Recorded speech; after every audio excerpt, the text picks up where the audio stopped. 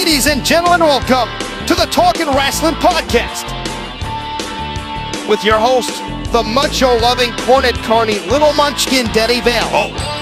And the Jacksonville wrestling fan, whose favorite wrestlers, of course, are forever and always will be the Young Bucks. Lyssie Vale. Together, these two give a retrospective of the week in the professional wrestling world throughout all promotions across the world. So let's jump into this week's episode. Oh my God!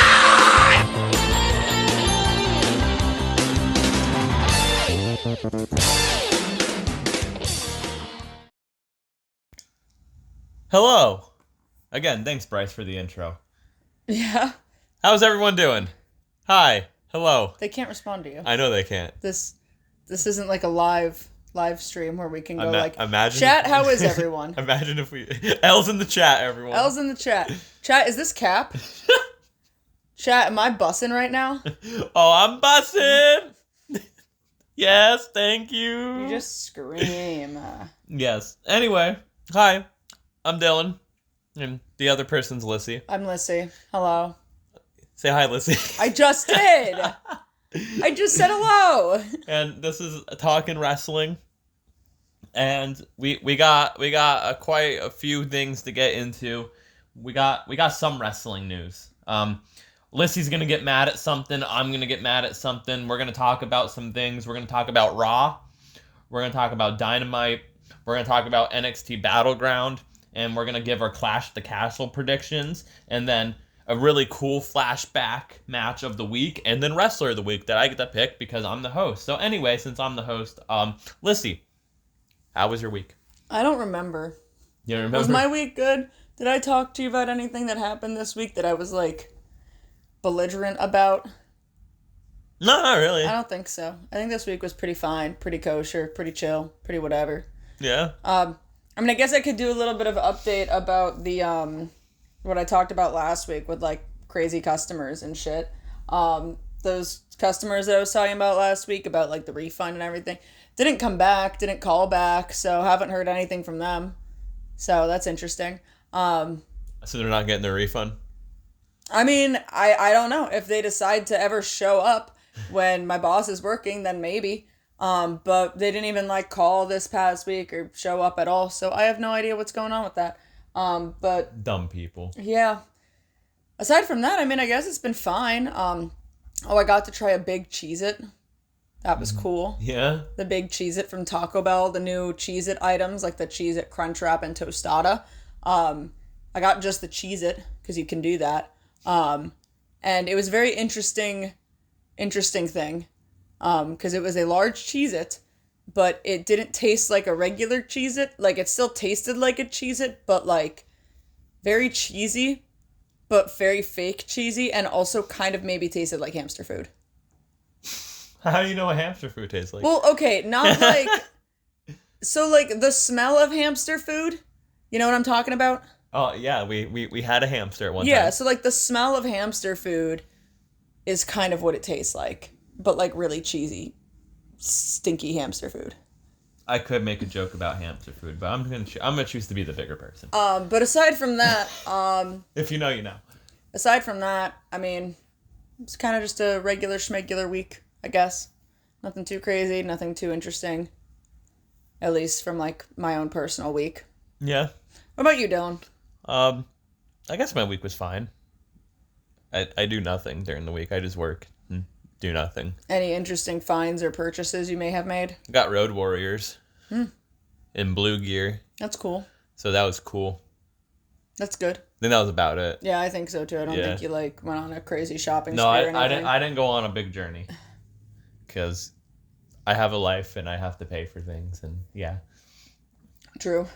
Anyway, speaking of our friend Bryce doing our intro, he has a YouTube channel now.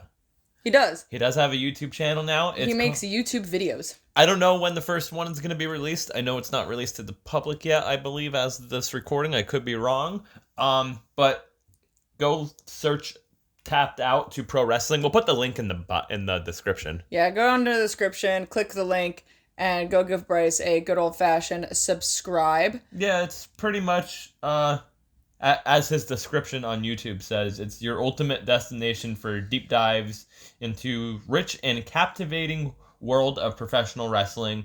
The channel is dedicated to providing fans with in-depth retrospectives on the most iconic decades, legendary rosters, and unforgettable wrestlers that have shaped the sport across various promotions. So it's kind of like if you're a fan of like wrestling with regret. I don't want to say Bryce is ripping off Brian Zane or anything like that, but it's kind of like on that same mind frame and stuff. Like you just got to wait until the first episode comes Kind of out. like if Brian Zane and Dark Side of the Ring, because of the way that he's seemingly going to be playing this all out, like combined it. He sent me the first episode, and it's very good, very interesting, and it was out of left field of who he does it. I wasn't expecting that, but if you're a fan of World of Sport, you'll love the first episode. It's wild that that's Bryce's description for his YouTube channel, and he strings it all together, and even like with his like the video and whatnot, he strings his words together so well and speaks so like educated. And then like I see him in real life, and he's wearing head to toe a full Kirby set. Yes, like just matching shirt, matching pants, matching beanie, matching shoes, matching socks. Like I love the dynamic of who Bryce is as a person. And we're over here doing a shitty podcast. Can't even make words make sense. No. We can't talk at all. No, but we're horrible at this. Like Bryce as a person is like an urban legend, and I love it so much. We're gonna get Bryce on the show eventually. At one point, you guys will get to hear his lovely voice, and I'll be bussing. Okay. and I'll leave halfway through the episode, and no one will notice. Yep, no one will notice. Anyway, I guess let's get into like the week of stuff. Oh man! All right, well, let's have Lyssie pop off first, because we're starting with this. Give me a sip of my fucking drink then. These first two things that we're gonna be popping off about, it's only fair. I'm gonna let Lyssie pop off about what she is pissed off about, and then, boy, I'm pissed off about something too. So Lyssie's gonna let me pop off about something, and they're totally two different subjects. We're both gonna give our thoughts on both of them, obviously, but one is more so for Lyssie, and one is more so for me. But let's talk about AEW cease and desisting artwork / AI artwork. Okay, well that's a very terrible description. I know, so you can explain to the people. All right, to preference all of this, if you're new to this channel and you don't follow me on TikTok or Twitter or anything, I'm a very big fan of AEW. All right, like this whole podcast is basically supposed to be a dynamic. Not that Dylan's like a diehard fan of WWE or anything. But, like, I'm the AEW person, I'm the Elite person, the Young Bucks person, Dylan's the CM Punk person. So, like, that's my whole shtick. You know what I mean? I like TNA. That's my whole... Yeah, we're watching TNA right now. That's my whole thing is I prefer AEW over most wrestling that is out current day right now. So, when I'm speaking upon this as, like, a frustrated fan and a frustrated artist, and not as somebody who is just going to jab at AEW for the sake of jabbing at AEW. With that being said, again, if you're not new to this podcast, I have made a TikTok on this topic, and I'm going to try to talk a little bit more in-depthly about it here, because TikTok only lets you do so much. So basically, what Dylan is talking about is, over the past week, AEW has allegedly... but it's seemingly a pretty common practice, but has been sending out cease and desist notice to people who are making fan art, and selling said fan art. And while they're sending out these cease and desist letters, they're also putting out new designs using AI technology or quote unquote AI artists, to make these designs for them. Now, there's a lot of like, I don't want to say like it's a controversial topic, because I don't think it's controversial, but with AI being so new in technology that a lot of people don't really understand the gravity of how dangerous AI legitimately can be. And a lot of people also just don't take like artists into consideration of an actual profession or actual talent or anything like that. Like, oh wow, you could just draw a good looking picture or whatever. Who cares if there's an AI or if there's someone out there making AI that's able to make a drawing too? you're gonna sit here and not complain about AI until quite literally AI gets so advanced that it fucking takes you out of your goddamn job. So it's a very fucking big problem that a computer stole your job, daddy. Quite literally. It's a really big problem that a lot of people need to be putting more eyes on. But specifically, the thing that I take issue with this situation, this current situation, is, first of all, I mean, I don't know state by state if laws are different. I don't know 100% what artists have gotten sent cease and desist if they are using copyrighted things. Like, so for example, you cannot sell a t-shirt where you take like an already copyrighted name or logo and plaster it on a shirt and like add a couple little extra designs. Like if I were to make a shirt with the Young Bucks logo on it and the only thing I did different was add like a tiny little picture of Nick and Matt in the corner of it and then try and sell that, you can't do that. That logo is copyrighted. Would that be classified as bootleg? That's as well? classified as bootleg. Okay. That is classified as bootleg merchandise, and again, that is under copyright infringement. So you can't fucking do that. So I don't know if the artists that have been getting cease and desist have been doing that, and if they are, that's a whole other can of worms. My understanding of this situation is that they are hitting artists who aren't necessarily doing that. So if, like, for example, if I drew a picture of FTR and I didn't have the FTR logo in there anywhere at all, but I drew them, and instead of selling it and labeling it AEW FTR Cash Wheeler and Dax Harwood sticker set, if I decided to label it Hair and Bald Wrestler sticker set,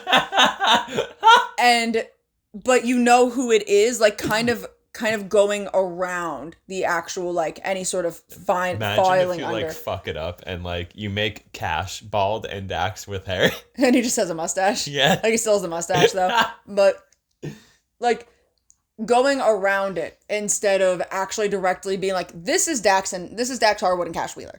And this is fan art, and I'm trying to sell it and make it seem like it's official merchandise. It seems like they're still just targeting people, again, from what I understand, they're targeting people that are just making stickers or keychains or prints or whatever of drawings of wrestlers that they like and are trying to sell them to make money off of their own artwork.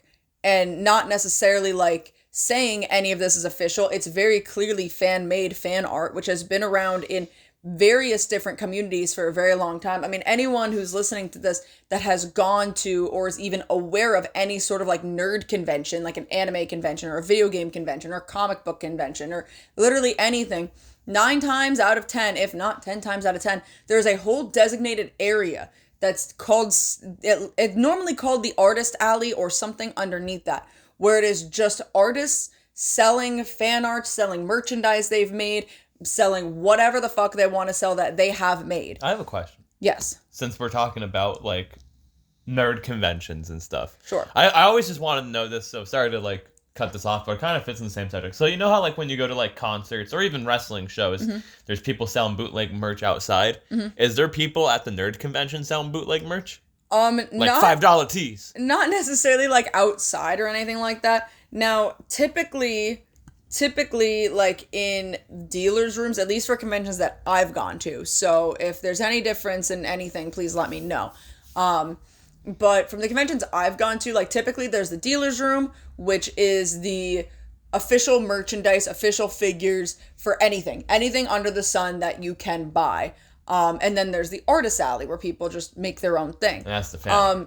I mean, yeah, that's like the fan art. Okay. I've heard possibly maybe that there can end up being people wiggling into the dealer's room that are selling non-official merchandise.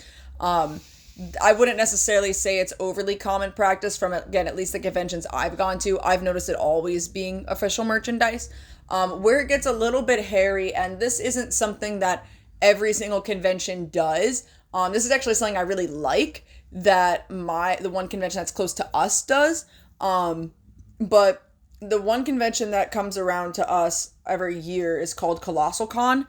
There's a couple different ones around the globe, but I will just blanket the statement as Colossal Con. And what they do on the Sundays, is they'll have something called the Otaku Flea Market, which is basically anybody can just show up with a blanket or a table or whatever, have a bunch of shit that they just want to sell and just sell it for whatever price they want, which is really fucking cool. Like, I love that part of Colossal Con. It's really fucking cool. And you can find a bunch of cool shit for, like, dirt fucking cheap.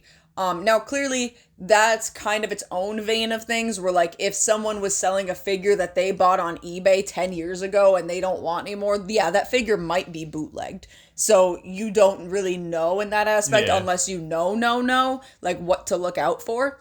But, I mean, aside from that, like, at least from what I've noticed, I've never seen people, like, outside the conventions with, like, Colossal Con 2024 t-shirts or whatever which I mean, I was gonna say, like, I've never seen those that. Like people that are like, yo, $5 for a t-shirt. They have like 10 shirt. Boxes with them. Yeah, no, I've never noticed that. Like when you go to a concert. No, I've never really necessarily seen that for a convention. I always wanted to know. Yeah, but basically getting back to it, fan art and people selling fan art, like artists selling their fan art, is not a new concept. And it's especially frustrating in this situation because AEW has made it very, very crystal clear in their past that they have collaborated with artists before and hired artists to make t-shirt designs or bought designs from artists to use for t-shirts. Like, for example, I know I mentioned in my TikTok, but Twilight Palms and Flighty are two really big names that I know that have made merchandise for AEW. Like, you know that little Hangman Adam Page keychain I have that we got at, I think it was Full Gear? Yeah. That was one of Flighty's, that's one of Flighty's pieces. So Flighty used to do the Babyface Brawlers, which were like those keychains and whatnot. Yeah. And she used to sell them separately, like on her own, and AEW ended up being like, hey, make us these designs for these keychains and we'll sell them. But of course, at that point, it's like, well, you can't sell yours anymore because we're kind of buying you out of it type of thing. But we'll pay you to make these. And was like, okay, cool. Twilight Palms had a shirt with MJF, if not one or two, I believe. I don't remember the person's name off the top of my head. For some reason, I believe it's Mina. I could be completely incorrect in that. But they made a shirt for SuperClick with the pink gear that Adam Cole and the Young Bucks did. Pizza and Pro Wrestling did some stuff for the Young Bucks. And then I know Jack Perry just recently, on his own Scapegoat website, worked with an artist for that one shirt with like the goat head mask that says Cry Me a River underneath it. Okay. Like literally just a couple months ago did that. So AEW and its wrestlers are absolutely not unfamiliar with hiring artists or buying artwork from people. So the fact that they're now feeling quote unquote like intimidated that they're going to be losing out on money to fan artists because they have to at some degree believe that the fan art by the fans that are being made is selling more and more popular than the shirts that they're doing because it's better. And if they firmly believe that it is better, what they should be doing is hiring those artists or buying the design from those artists or working with those artists to make the merchandise. So that way the artist gets the money and then the AEW gets the money and everyone's fucking happy and no one has stupid fucking t-shirt designs. But instead, they're going to send out cease and desist letters to real fucking artists who have taken their time and years and effort and fucking money in a fucking loveless goddamn fucking craft and send them these letters and be like, hey, stop doing your artwork and stop selling artwork of stickers of fucking Jack Perry and Christian Cage. And instead, we're going to go to this random schmuck on fucking Instagram who has 15 fucking followers but can type in a prompt on a goddamn fucking computer, and we're gonna hire them to make t-shirts designs. And they look like shit. That look like fucking shit, because they can type a prompt into a computer and we can get a result back in like an hour instead of waiting like 3 days for you to draw us a design with your fucking talent. Like not to make comparisons here, but I have to make comparisons here. Look at, like, the wrestling merch of years ago. Yeah. Look how, like, badass it always was. Or even, like, AEW wrestling merch from when they first started. And like I put out a tweet that actually gained a little bit of traction. I was like, you can't call AEW a t-shirt company anymore when they're putting out dog shit t-shirt designs, because it's the truth. Like, I can't even tell you, well, I could tell you, but let me get in that. I can't even tell you the last time I went on AEW's website and was like, oh fuck, I need to buy this shirt, because all the designs fucking suck. I recently just got the Will Ospreay shirt, yes. I really want the Shatter Machine FTR like, one, the like baseball tee. Yeah, that one's good. There's certain ones, but like the MJF one as of recently, both of them. Terrible. The Wolf one and the fucking other Wolf one. The type one. Both dog shit. Like, and the thing that's so fucking frustrating about all of it is, like, again, AI it's something that's so new. And, you know, actually, kind of just really quick, going back onto your point, I think it was actually Flighty who sent out a post that said something along the lines of, like, do you, like, are we really forgetting, like, how iconic the fucking Bullet Club shirt was? Like, and that was by an artist or a graphic designer or something along those lines, because AI didn't fucking exist when the Bullet Club was a thing. And that became so fucking iconic and so popular, and that was made by an artist. Let's look at other shit from, like, years ago. The Austin 316 shirt. To this day, it's still iconic. NWO, still iconic. There's still these iconic pieces of shirts out there, and it's just a damn shame that robots are literally fucking taking over. There's this one guy, oh god, I think his name is Wicked Drawings or Wicked Designs on Instagram. I follow him. It's one of those two things. And now this is absolutely no disrespect or tea to him, because I will explain a little bit.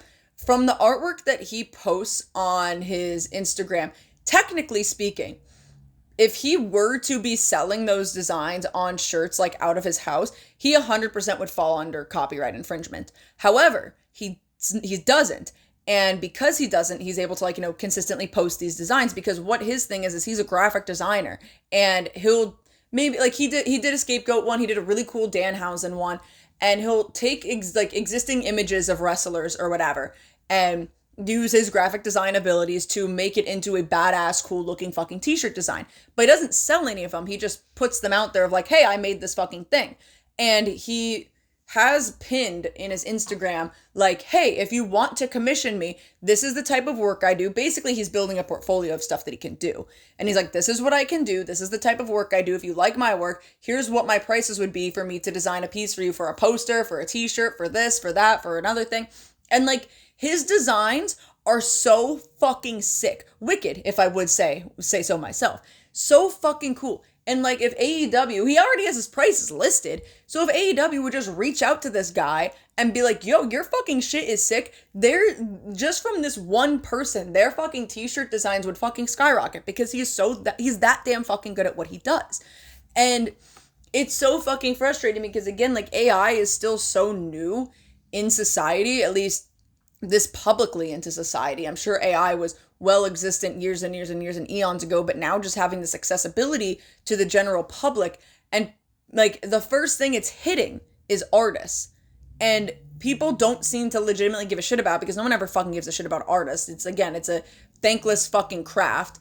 And people don't see a big fucking deal about it. But the big fucking deal that's coming into fucking AI is the fact that there's already been numerous thousands and thousands of fucking animators. I believe in Pixar, if I'm not mistaken, but there are thousands of animators that have been in large name companies that have been laid off and lost their jobs, because AI has made so much fucking advancements already that it is now at that level to take over the jobs of fucking artists and animators. It is also so fucking prevalently a problem when we fall into the same, like, vein of deep fakes that AI is now getting integrated into.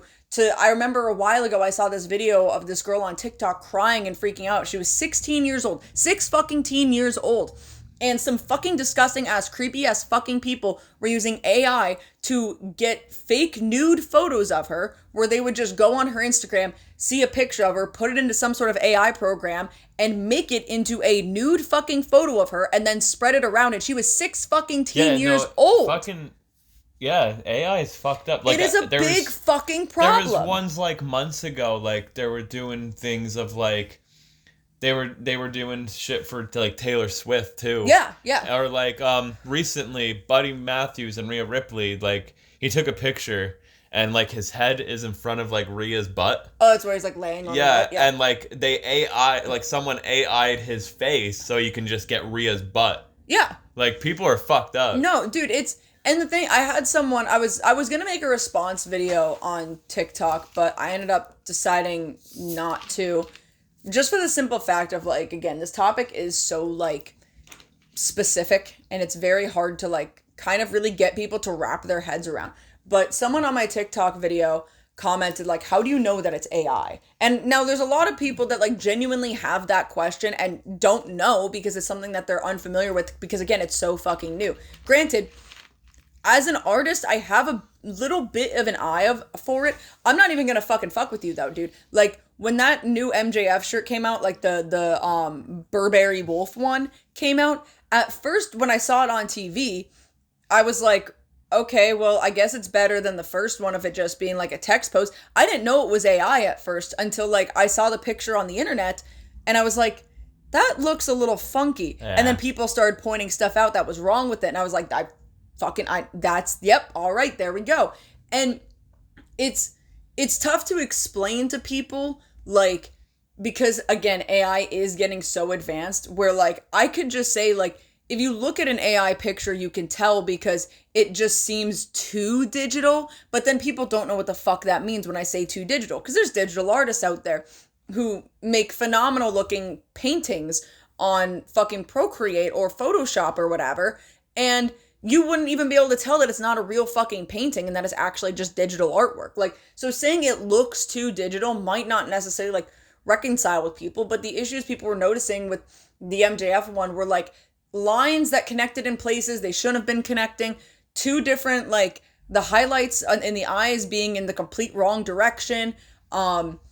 I think there was a repeated pattern that was going in there, the teeth being fucked up. Like, there was just specific things that, like, if you didn't know as an artist, you wouldn't be able to tell. And that's the fucking scary part, because if we go back 2 years or a year ago when AI was really starting to be prevalent, it would be so fucking clear as day of, like, well, that person looks incredibly uncanny and they also have 7 fingers. So clearly there's something not right about this and this isn't a real photo. But it's getting smarter because AI learns based off of the information and things that are already out there on the internet. So AI art is learning and using from the art that's already existing out on the internet, being put into its input and then, like, making something out of that and then pushing out a new art piece. So not only is it stealing artwork from many, many different fucking artists all across the goddamn fucking globe, but as it continues to do that, and as more art gets out there and as more information gets out there about AI, it learns based off of that, so it just gets stronger and then starts fixing the problems that it already has on its own.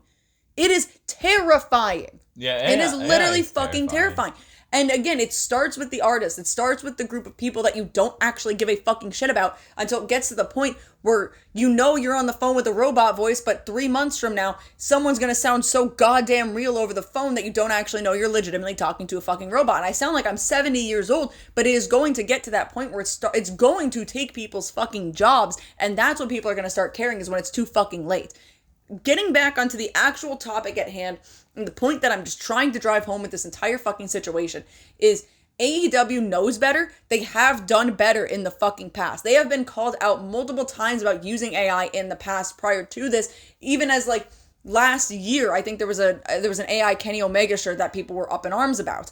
They know better. They know that this is not what their fans want. And the fact that they have the audacity to go out of their way to send out cease and desist to legitimate fucking artists, people that would love to fucking work with their company, and instead literally hire a fucking computer to do the job for them, is fucking disgusting. It is unacceptable. This entire fucking company has been built off the back of the fans who wanted a different thing in wrestling. They wanted a change in wrestling because the fucking WWE was quite literally shoving dog food down their goddamn fucking throats, and they wanted something different, and they got something different, and AEW wouldn't be anywhere near where it is now if it wasn't for those fucking desperate, hungry fans begging for a change in the wrestling industry. And that is what they fucking choose to do to the fans now.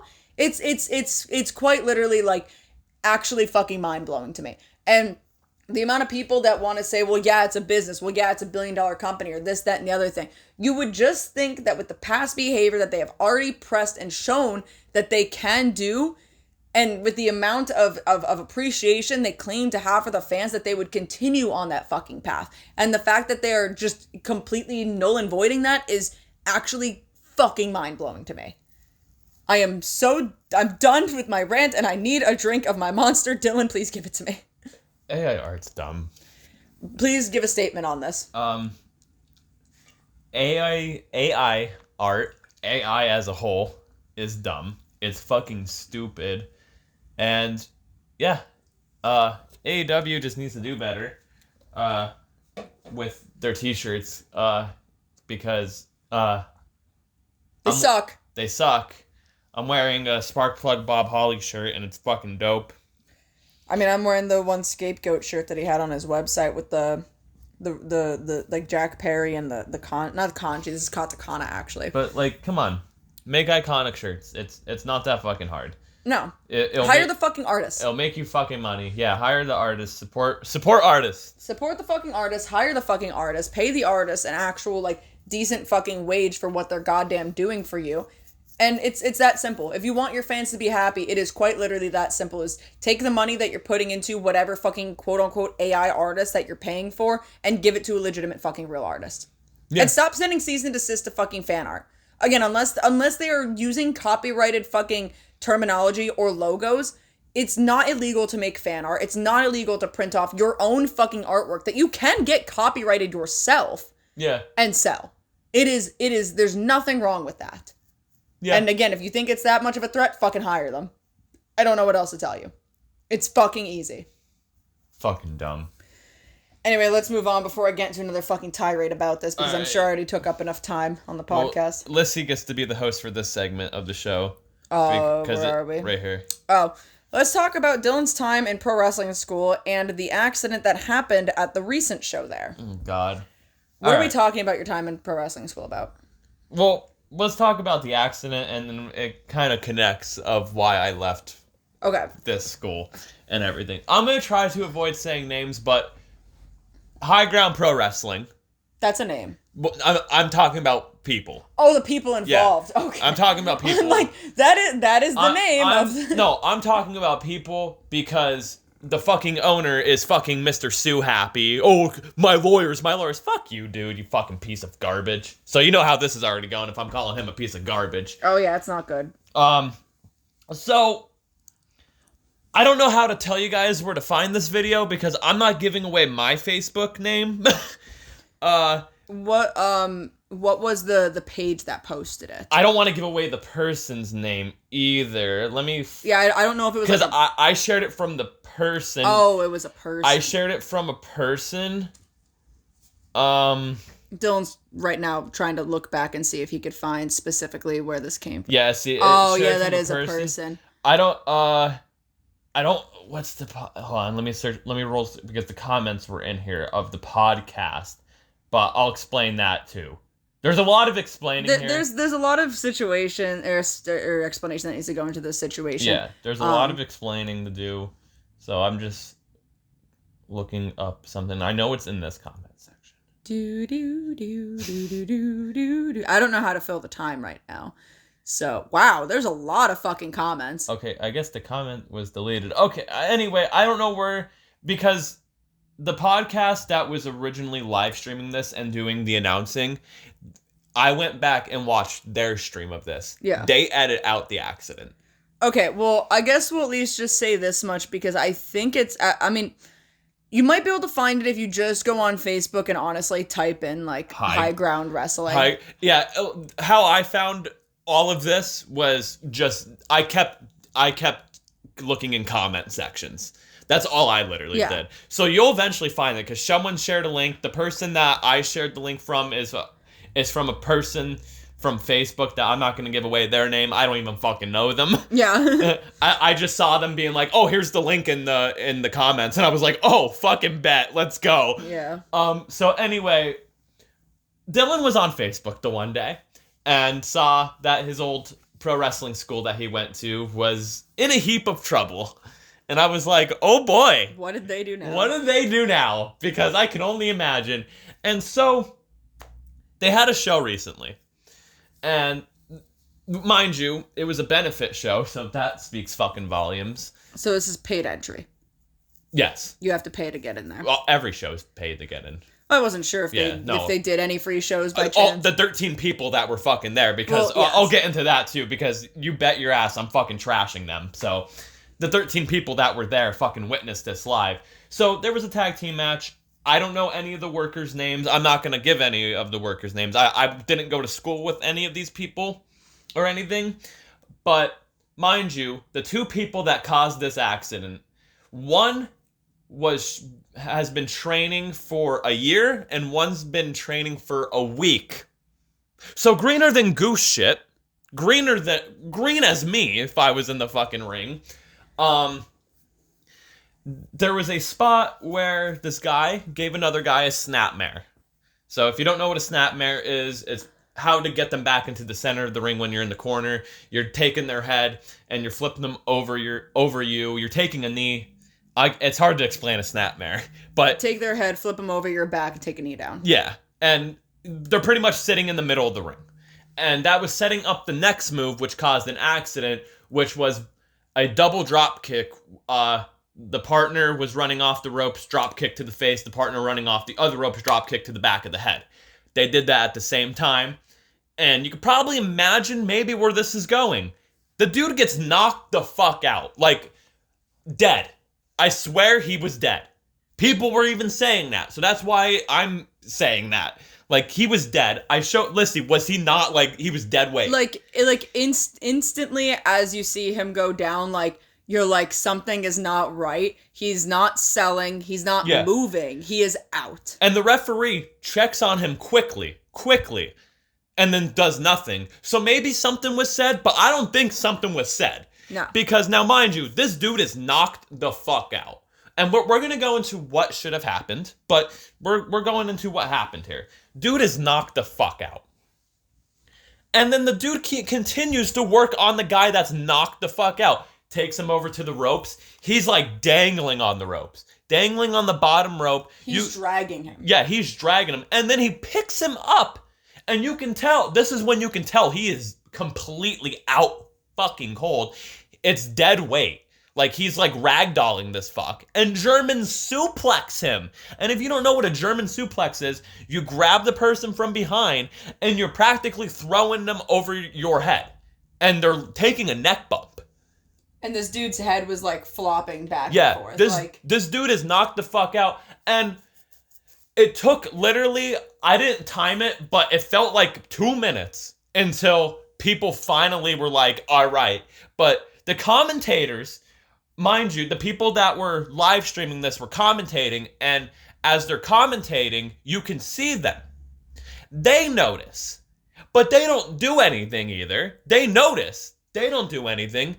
The person's partner that got knocked out, like the guy that got knocked out, his partner didn't do anything. The two guys that knocked this guy out didn't do anything. The referee didn't do anything. Where was the ringside doctor? Because I went to this school. I know how the shows are ran. The ringside doctor was sitting in their seat. In their seat. You can see it on video. I mean, you guys won't know, but I also saw people that used to go to this school pointing it out as well. The ringside doctor was there, didn't get up. So that's kind of a fucking shock. And then finally, where was the owner at? Backstage sitting on his fucking fat ass. That's what the fuck he was doing, because he's a lazy piece of fucking shit. What should have happened, this is the right thing, because yes, accidents in wrestling happen. I got my elbow dislocated in a show before, which, mind you, backyard wrestling show that happened and I was getting taken better care of than that. Because everyone, the minute that happened, match stopped and people came out and checked up on me immediately. Which that is what should have happened. This dude got knocked out. The referee, mind you, the referee should be fucking trained. So the referee is also at fault for this. The referee should be trained of, this dude is knocked out. There's this thing called an Iggy. If you don't know what an Iggy is, it's a hand squeeze. If that person ain't squeezing the hand, something's fucking wrong. Yeah. And also, if the dude isn't just responding, something's fucking wrong. Yeah. So the referee should have held up the X, or just stopped the match completely, or their partner, if you want to protect the business so fucking much, the person's partner should have just ran into the ring and just got himself disqualified. Like, just to protect everyone. Yeah. Because your job is, as a wrestler, is, yes, make it look real, but obviously not. Yeah. And everything, because the people in the crowd don't know. Like, if you fuck up, you know you fucked up. The crowd doesn't. Mm-hmm. Unless it's, like, an obvious fucking thing. So that's why it's always like oh, fuck, like, that's why, I wouldn't say it pisses me off, but, like, people would be like, oh, fuck, we missed that spot in the match. We didn't do that spot. Fuck, the match looks like shit. The people don't know that. No. Like, they don't know what we had planned. And, I mean, also just even adding into this, like, if the ref did check on this guy and thought something was fine, like, for whatever reason, was like, yeah, no, this guy's good to go, the wrestler that then continued to pick him up and drag him over to the second rope should have immediately realized this is dead weight, something's not right, and done something. Like, the second you pick up a body and realize someone's knocked, like, you know someone's knocked out. You should have got him into the corner where his partner was at and been like, yo, tag in. Yeah, tag him now. Like, tag in or something. Like, let's take this home. He's hurt. Like, there's so much that is wrong with this. Like I was saying, it's your job to protect your opponent. It's your job to take care of one another. It's also your job. I'll admit it right now. The one time I didn't want to gig in this match. I didn't trust myself gigging. I didn't want to fucking be Eddie Guerrero.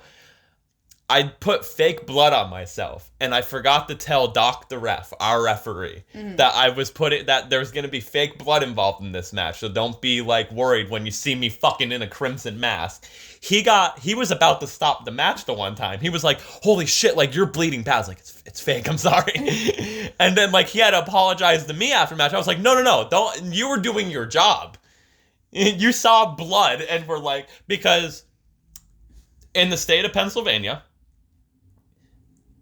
if you bleed in a match, you must stop within 30 seconds. Mm-hmm. I could be wrong now, but that, at least I knew that from a few years ago, of like, if you get busted open in a match and the athletic commission is there, you must take it home within 30 seconds. Because it's Pennsylvania, no blood. Yeah. Blah, blah, blah, blah. I'm not getting into the whole fuck the athletic commission. But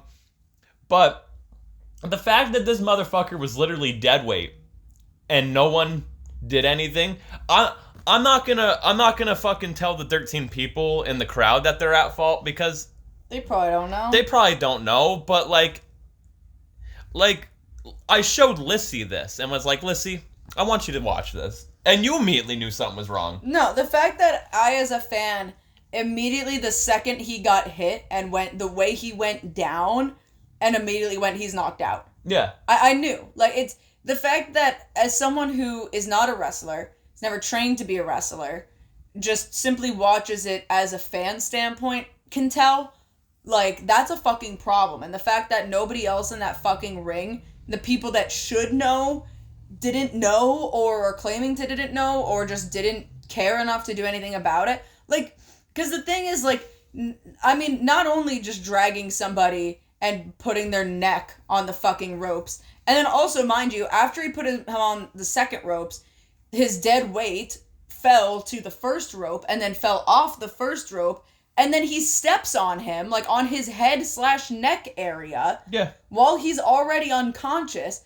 and then puts him in a fucking German. Like, you're knocked out. You can't tuck your chin on the way down on that goddamn finish. They could have paralyzed him. They could have given him a concussion. They could have fucking killed him. He went to the hospital. He did. No, he did go to the hospital. And from what we understand, the guy that was knocked out is okay. He's recovering. I'm gonna read their statement. I'm gonna read their dumbass statement. But I mean, the thing is, like, this is the best case scenario that nobody was seriously injured. But dude, if they dropped him directly on the top of his head, he could have easily fucking died. I found the two fucks that did it, like, did a live stream or whatever, like, apologizing. They did a whole lot of yapping, because I literally turned it off halfway through and was like, fuck this and everything, and they're all shooken up by it, which, okay, understandable, but we're all shooken up by it because we're all friends. I'm sorry. If I knocked out my friend, if I knocked out Bryce in the middle of a match, I'm gonna be concerned and be like, we need to stop. Well, when your elbow did get dislocated, we stopped because the person you were wrestling was your friend, and it was Cheeks. I'm not afraid. And it was Cheeks, and he immediately noticed something was wrong. Yeah. He stopped. Bryce immediately ran over to you. The referee knew something was wrong. The referee knew something was wrong. And the owner came out, and 7 other people came out. I had like a whole gaggle. Immediately, people ran over to him. Yeah. And like, I wasn't there. I was actually at my Noni's house having my birthday dinner, my birthday / uncle's birthday dinner. So happy fucking birthday to me. Your boyfriend's got a dislocated elbow, bitch. And I get a call from someone who I won't name. The first person that called me immediately is in a panic and we didn't realize, I'm assuming we didn't realize at the time that it was a dislocation, and was like, Dylan broke his arm. We're going to the hospital right now. Dylan broke his arm. And I'm like, what the fuck happened? Mind you, I wasn't even panicking. No, he was freaking out. And then like, I was like, what the fuck immediately, happened? like 2 minutes after I got off the phone with him, Bryce called me and was like, hey, and I'm like, I know. I already know what's going on. Keep me updated. And then I think Cheeks called me because you were talking to me while Cheeks was on the phone. What literally happened? You were also hopped up on some pain medication, so you were just like, I'm all right. Everything happened so fast. The thing happened. My arm fucking goes the other way. The referee notices. I'm like, oh fuck. Cheeks didn't notice at first because he like was turned around, but then he turned around and he saw my arm and was like, oh fuck. Yeah. And then everyone's gathering around me like, oh shit, like get him out of the ring, get him backstage. He has to go to the hospital. You said Bryce cradled you like a baby. Pretty much, yeah. And they got me backstage. I blacked out for like a second. They threw water at my face. I came back and I was like, Bryce, call Lyssie. that literally, I was like, call Lyssie. And then Cheeks, the one that did it. I don't blame him for doing it. It's an accident. Shit happens. The one that was involved in the situation. Yeah, shit happens. Like, it's not his fault or anything. But he was like, I will stay with you at the hospital. And he did. And he did. The whole time, he did. And got to witness me all fucked up and shit. But, so High Ground obviously had to they made a statement. And I'm going to read the statement word from word. If you want to find the statement, it's High Ground Pro Wrestling on Facebook. We are releasing an official statement today. Due to investigation on our side, I'm reading it as is, by the way, to address the fans, we here in High Ground want to wish, I'm not going to say the name of the person. Redacted. A speedy recovery, and to address he is home and was released the same day and doing well. As for the 2 other wrestlers involved in the incident, we are no longer booking them in our shows, and has been released till further notice. We understand accidents and mistakes happen in the ring, and we are not here to blame anybody, but such incidents cannot happen in our line of sport, and we have to protect the locker room from happening again. We are not responsible for the incident, nor we will allow this incident to occur again, and we will try our best to make sure everybody, as in wrestlers in our company, from here on forth will have to be graduated students with a good reference, and referees are educated and more alert to situations like this. Again, we apologize to the fans. Sincerely, High Ground Pro Wrestling Management. So you guys aren't responsible for this, but you guys are the ones that booked the fucking show, you fucking morons. Also, I love that it says, like, wait, hold on, let me see your phone really quick. I just want to reread this. Let's see. As for the other 2 wrestlers involved in the incident, we are no longer booking them in our shows and have been released till further notice. Yeah. So are they released and not being booked, or until further notice? Because that's the same sentence. Incredibly contradicting. I also like how they literally, like, we aren't blaming anyone, and then we are releasing these fucks. We're not blaming them, but they're released, but they're also maybe not released. But also, we're not responsible, even though it was our own show with the people that we booked for this show. And failed to, and neglected to do a proper background check on these people. And also thought, yeah, someone who's only been training for a week seems to be suitable enough. Yeah, and I looked at the shares and everything and was like, oh boy, this is going to open a can of worms. And former students that were there when I was there training that no longer go there. We'll get into that in a second and everything. One comment was the best. Burn your ring, pal.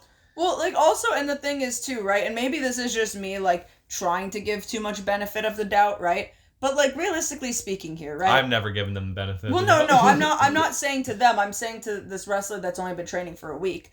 But, like, okay, so we all know wrestling is predetermined. It's not fake. It's predetermined outcomes, and you know, if you're even a wrestling fan to begin with, you kind of know how things are supposed to go, how things are supposed to look. Again, as someone who is not a wrestler, who's never trained to be a wrestler, I feel like if I was training as a wrestling, as my knowledge of wrestling now and as a wrestling fan up until the point, if I'm working my first match, probably ever, because I've only been training for a week, and I see that somebody is knocked out unconscious, the first thing that would go into my head is, that's not supposed to happen. That's not how this works. I don't think that they're just selling really good. I think something's wrong. Maybe something's wrong. And I want to know who the fuck, if this person that was trained, that's only been training for a week, is being trained at High Ground, or where the fuck they're being trained from. That's what I want to know. Because how the fuck do they not, does that person at the very least not even have the awareness to know something's wrong? That's what I want to know. Like, where are these people were trained from? Were they being trained at High Ground, or were they not? But yeah, no, all of it, like, this is High Ground's fault, and it's the owner's fault for booking this match and all of that happening. If I was that wrestler that got hurt, I'd fucking sue. I would. I would fucking sue, because I could have fucking died. Yeah. By the quite literal negligence of the fucking school. I would. I would hands down fucking sue. I would, and then the fucking owner would be like, yeah, but I got lawyers too. Yeah, fuck you, dude. My dad's got a great lawyer. Like, a great fucking lawyer. That's one of the many fucking reasons why I left this fucking school. That's one of the many reasons why, which, before we get into Dylan's time at High Ground and I tell some great stories and everything, glad that the guy that got knocked out's okay. Yeah. Fuck High Ground. I always fucking knew that. I knew that there was a bad vibe when I was there for about like 4 months and was like, something seems a little bit off here. Don't like it. And Lyssie can confirm. This is my favorite quote. I always say, 9 times out of 10, if I have a bad vibe about something, I'm usually right. Yeah. And I like, not to brag, but I am usually right. If I have a bad vibe about something, I'm usually right. And I had a bad vibe about this place, and I was right. Well, even, for example, I know we don't like this person. Again, I'm not going to name them, so Redacted. When Redacted went for, like, that one day and then stepped out and was like, I don't really know if this is something that's for me. And then a couple months later, or a year later, whatever, Redacted ended up messaging the owner. Yeah, and I saw the messages. And was like, hey, I wasn't sure at the time. I needed some time to think about it. I think was also talking about, like, some financial issues. And I was like, but I'm interested in coming back. Would that be something that's possible? And the owner was just like, we don't fucking take back quitters. You're a fucking quitter. And you're not coming back. But like, he was trying to get me to come back. Yeah. When, like, we'll get into all of that in a second. But, like, I know we don't like Redacted. Redacted's not a good fucking person by any means. But the fact that that was the response, and again, this was just a dude that was there once. I mean, looking back at that, I could understand why the owner messaged that, but at the same time, it is still a little bit fucked up. It's unprofessional. Yeah. Like, that's the biggest thing that I take away from it, is, like, if you're trying to own a school or a business or something, and even if you don't want the person back, you don't say, fuck you, we don't fucking take back quitters. Just say, like, hey, appreciate the message back, but I don't think we're necessarily, like, gonna, like, I don't think we'd be a good fit together type of thing. Like, you know, if you're interested, I can recommend you some other schools that you might be a better fit at, but as of right now, I don't think it's gonna work out, or we're just not taking on new students or something, you know? Like, you don't, why would you do that? I mean, which is kind of shocking, because the fucking owner of this fucking place is a carny to begin with, so I'm just surprised he wouldn't take the money to begin with. You know, I'm not gonna name any names here, because at least around our general area, I know he was the decently big deal, but, that one guy that I know that works at the pizza place and also FYE at the mall, with the big stretched ears and the tattoos and the braided hair, you know who I'm talking about? When I was talking to him about when you were going to wrestling school and I mentioned the owner's name, the current owner, not the prior owner, he was like... We'll get into all that. Yeah, he was like, oh yeah, he doesn't like me. And I'm like, all right, that's a red flag. How do you not like this guy? This guy's fucking great. Let's, instead of me just going, we'll get into all that, let's get into all this. Yeah, let's get into it. So, can you hand me my drink while you're talking? Let's talk about my time at High Ground Pro Wrestling and a lot of red flags that have popped up through those months that I was there. What a young CM Punk. He wasn't there.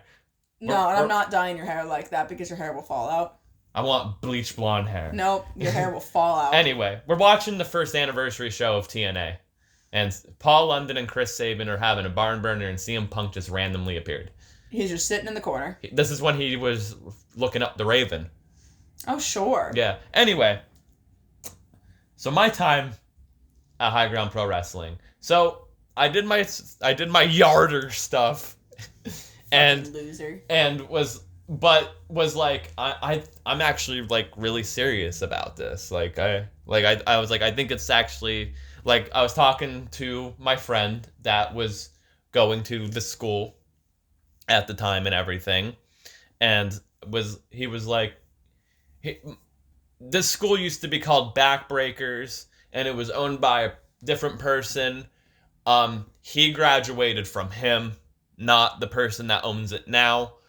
The reason why there was a name change and a different ownership is because this guy that previously owned it has been in the business pretty much his whole life, and pretty much was just like, I want to do me and have time with my family and stuff. Yeah. So he took a step down, and then it was pretty much a rebrand, and I literally was there day one of the rebrand, pretty much, and everything. So, but my friend was like, hey, just hit up this guy. He's the owner now and all of that. Tell him you want to join and all that. And like we went to his debut show and everything like that. And like we saw how things were ran. I was like, okay, like, yeah, like pretty solid. Yeah. And like, even like, I went to the bathroom with our other friend, and who was also like, he was training. I don't know if he's still training there now. I don't think he is. I don't know. But he took a break. He was having financial troubles and stuff like that. But like when we were hanging out in the bathroom, but like where the bathroom was at, that's where the wrestlers had a dress as well. And it was a weird setup. It was a weird setup, but like we ran into said friend, and he was like, Dylan, come over here. I want to introduce you to some of these guys, because he was pretty much already talking me up to these guys, being like, yeah, I have a buddy that's going to be joining everything. He's like, yeah, this is the guy that's going to be joining and everything. I was like, well, fuck, I kind of have to join now, I guess, and everything. But like, the people I met were cool. Like, I didn't have bad experiences with people there. No. It was a school. It was the school. The people there that no longer go to this school. Yeah. Funny enough. I didn't have a bad experience with any of them. Pretty much just the owner. But like I never got into him in with it or anything like that. Yeah. Or anything like that. But so I joined, and from the first day, looking back on things, I should have known that there was kind of like a red flag to begin with, because they were talking shit on this wrestler. But I don't blame them for doing this. There was this guy called Philly Mike, and I don't care that I'm using his name because he's a piece of shit. I don't like Philly Mike. Fuck him. But I guess he was starting shit with High Ground or whatever. And I was just like, this is really weird. This is a weird introduction of me walking into this place, and he's talking to the whole locker room being like, yeah, we're having this benefit show for him, but fuck him. Yeah. And it was like, okay, that's a little weird that your guys are doing a benefit show for him because he injured himself. Like, that's great and all, but you're also over here being like, fuck him and everything. But more, I'm not getting into all that, but more deep diving, fuck Philly Mike. He's a piece of shit. So that was kind of like the first red flag. I was like, that's a little odd and everything. And then I was like, the second red flag was obviously the introduction part and whatnot, and then the owner being like, yeah, I wrestled for ECW, wrestled for NWA, wrestled for WWF, and I'm like, okay, like, tells me his ring name and everything, so I go on Cage Match. As one does. I look up his name. I see he only wrestled for one ECW show, found it on Peacock. It was a 30-second squash match. No WWF shows. He just did local indies. So I was like, that's a little fucking odd. Maybe Cage Match is just wrong. Yeah. But, like, that's just a little fucking odd. I never heard anyone talk about this guy or anything or whatnot from, like, all my podcasting shit that I listen to and whatnot. Like, never heard this guy talk. But I was just like, whatever. He seems like a nice guy. He seems like a good trainer. And, like, yeah, he was. I'll give him that. But at the same time, it was just weird how he was like, he's like, we're going to book my guys from this school and this school only. If I bring in outside talent, they aren't going to be, they're going to be to put over someone from this school and everything. And it's like, okay, that's actually pretty fair and stuff. Like, okay. And then we have the first show, and all went pretty well with the first show. Like, it was a typical first show where it's like, all right, yeah, there were some kinks that could have been, like, I didn't work the show. I was just, like, security or whatever. Yeah. But, like, they had the talent meeting, and obviously you're there and whatnot because you're learning all of this shit and everything. And, like, we set it up, and, like, everything went off. The show went completely, like, right. Like, nothing went, like, wrong. Like, drastically fucking wrong. Or, like, the ring broke or something like that. Or anything. Or it's like, oh, fuck, like, a board broke or whatever. It was just like, all right, there's, like, a few things, like, a couple of kinks, like, you guys, like, some matches could have been cut shorter or whatever. Like, typical shit like that. Which, okay. That's fine and everything. That's not really a red flag.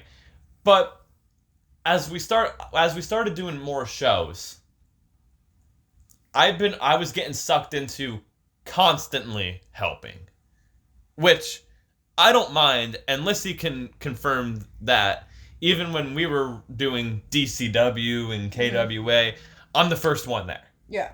I'm the first one there. Let's get shit done. Let's fucking do it. I'll gladly set up the fucking ring. I'll set up the whole fucking shit myself if I fucking have to. I don't care. So before anyone's like, oh, he's just complaining because he doesn't want to fucking work or anything. Like, no. I just found it odd that I was a part of this class with, like, 7 other people. The beginner's class. Beginner's class. I was quickly moved up to the second class, though, too. Which, that's kind of a red flag, too. I'm not gonna lie. Looking back on that, we'll get into that in a second. But, like, so the way the shows would go is the shows would be ran on Saturdays, but Friday nights we would go to the venue, which was a karate place and a bar next door. Very, very indie wrestling. Yeah. I know. Very indie wrestling. But we're running in, like, this karate gym. this martial arts gym. So, like, that's whatever. But we would set up, like, the stage setup the night before, because that was a pain in the fucking ass to set up, like, the lighting rig and everything. But out of the beginner's class, it was just me. And then it would be the owner, my friend that worked there, the booker at the time, and his girlfriend, who was also a wrestler, and then another dude. Not going to mention his name, even though I kind of just did there for a second. But he was cool as fuck. So it was just us. But all of those people were workers. They wrestled. They already graduated and everything. And so I didn't mind it being a beginner, because I get to learn from these guys. Fuck it. Mm-hmm. Like, fuck. Okay, cool. I get to hang out with these people. And, like, yeah, they're going to put me the work, obviously, because I'm the new guy, whatever. I don't fucking mind it, though. But, like, they weren't, none of them were ever like, oh, come here, bitch boy. Like, it wasn't that. It was like. But it's also just weird that out of the beginner class, Yes. they didn't have any of the other beginners. Yes, it was just me. And, like, my friend actually opened his mouth and was like, where the fuck are all the other beginners? Like, why is Dylan the only one, like, helping and everything? Like, that's great and all. Oh, because Dylan's local. He's local, and it's like, yes and no. It's a 45-minute fucking drive. Yeah. Like, it was a 45-minute drive from my apartment to the school, but whatever. It's because, like, I was like, I don't mind it, but, like, yeah, it is kind of fucked up. And then Saturday, the day of the show, there's two groups. There is the early AM group and then the late AM group. The early AM group would meet at the school, tear down the ring, put it in the U-Haul truck, and then go up to the place, which was literally right up the road. You could not run. You couldn't run a show in this school. The ceiling was too fucking low. It was not happening. If you're ever wondering why. And it was just bigger. So we would load up the U-Haul truck and everything and then head up.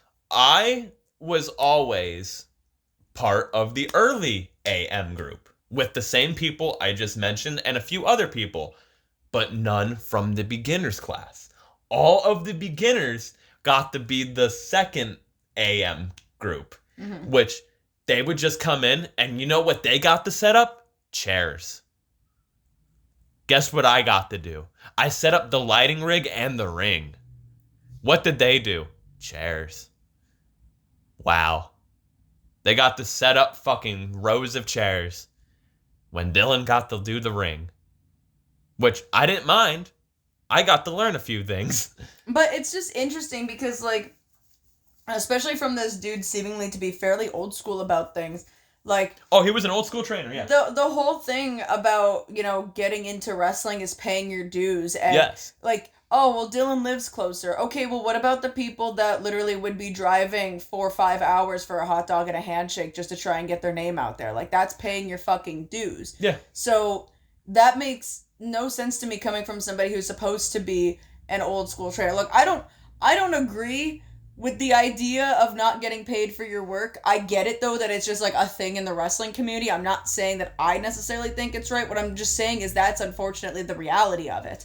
So someone who experienced that for however many years, and you would think with the way of teaching, would implement that so heavily of being like, well, if you don't want this, then don't drive to the school or don't show up early to set up the ring. If you don't want to learn, then this is the wrong fucking place for you. You would think that's how his mentality would be. And then mind you, show day is a fucking long day. I would be gone from 8 a.m. because I would have to be at the school by like 9. Mm-hmm. And then wouldn't be getting home till almost midnight. Mm-hmm. Because we would have to tear the ring down, go back to the school, and drop the ring off, and then finally go home. Mm-hmm. And there would also be like a 30-minute bullshit meeting of like, oh, the show fucking sucked or whatever. The last show I worked, the day before, this is where I kind of like mentally checked out. Like, I'm not gonna lie, I had half the mind, even the night of the show, to, like, lie and be like, family emergency, I'm fucking leaving mid-show. Because I saw some fucking stupid-ass gimmicks at this show that were a rip-off of the Viking Raiders. And I was like, this is indie-rific as fuck. This is bullshit. Like, what the fuck is this bullshit? And, like, these guys were like, we were doing the gimmick before the Viking Raiders. And it's like, shut the fuck up. But the day before, like I said, you're setting up the lighting rig, and it's at a karate show or a karate place. Well, sometimes you would run into the problems of they would be having the karate classes the night before. Mm-hmm. And we would have to wait until the karate classes were done to set up the lighting rig. The dumbass owner of the fucking pro wrestling school didn't fucking make great plans the one show, and we get there with the lighting rig. The same people I mentioned, same group, same crew, right? Oh, you guys are gonna have to wait 2 fucking hours to set this up because they were doing like black belt testing, and I've taken karate. Black belt testing is like very fucking serious. Yeah. It's like serious. So they're doing black belt testing. So what are we gonna do for 2 hours? We're just gonna stand out here with our dick up our asses? I'm not waiting 2 fucking hours. I have a life. Yeah. And like the one guy was like, I have to go home. Like, I have to take care of, like, my dogs and shit. Like, I can't let them, like, I'm the only one watching the dogs tonight and everything. So I was like, fuck it. I'm going to lie, too, and be like, I need to go watch my fucking brother and sister. So I fucking lied, because I was like, it's already late as fuck. I don't want to be here. So I was like, well, fuck this. I have to go take care of my brother and sister. And, like, he kind of gave me a hard time about it. Like, why? I was like, look, dude, I'm not waiting 2 fucking hours. I'm going. I'll be here tomorrow morning. And I was. And, like, that last I'm not even going to lie. This is how checked out I was. And this ain't like me. Unless you can confirm. But sometimes I could get fucking petty with shit. I was pissed. And I just wanted to go home. I hid in the bathroom when they were taking down the ring after the show. I was like, fuck this. I took down the chairs, and I was like, I'm not fucking helping taking down the fucking ring. I just want to fucking go home. This is bullshit and everything. That was the show they had me work camera, too. Which was fun. I enjoyed working camera. But Love working camera. And then there was just times of, like, every time, like, the owner would have a problem with someone, he'd be like, they could talk to my lawyers. And it's like, dude, shut up. I fucking hate people like, they could talk to my lawyers. I got lawyers. Like, shut the fuck up. And then the big thing that did it for me was the one time in class, they're having us run the ropes. And mind you, ropes is steel cable with rubber. And I'm like 135, 140. I'm not 6 foot fucking 5, 250 pounds. I'm 6 feet tall, 140. I'm light as a feather. So I'm running these ropes, and like, obviously he's like, harder, hit them harder, hit them harder. So I'm hitting these ropes like my life fucking depends on it. Again, steel cable with rubber. And your back is hitting these ropes. And I'm running, and I'm doing this for about 10 minutes. Because Lyssie, I don't know how, Lyssie can confirm, I don't think I've ever really gotten blown up. I don't think so. Like, it's hard for me to get blown up. I'm sure now I'd get blown up. But, and that was when I was smoking, too. But, like, I wouldn't really get, like, blown up. So I'm going, and everything. And everyone's like, yeah, come on, Dylan, you got this, and everything. And then, like, right at the very end, I fucking hit these ropes so fucking hard that they hit my back. And, like, my back hurt for, like, 2 weeks. Yeah. And, like, there was times where I'd be laying in bed and couldn't move. Like, I don't know what I did to my back. I don't know if I had back spasms or what. Like, my back was fucked for 2 weeks where I had to miss a couple of classes. But like after I did that, he was like, "Are you good and everything? You good? Go take a water." And then I was like, "No, my back fucking hurts." And he's like, "Oh, you're fine."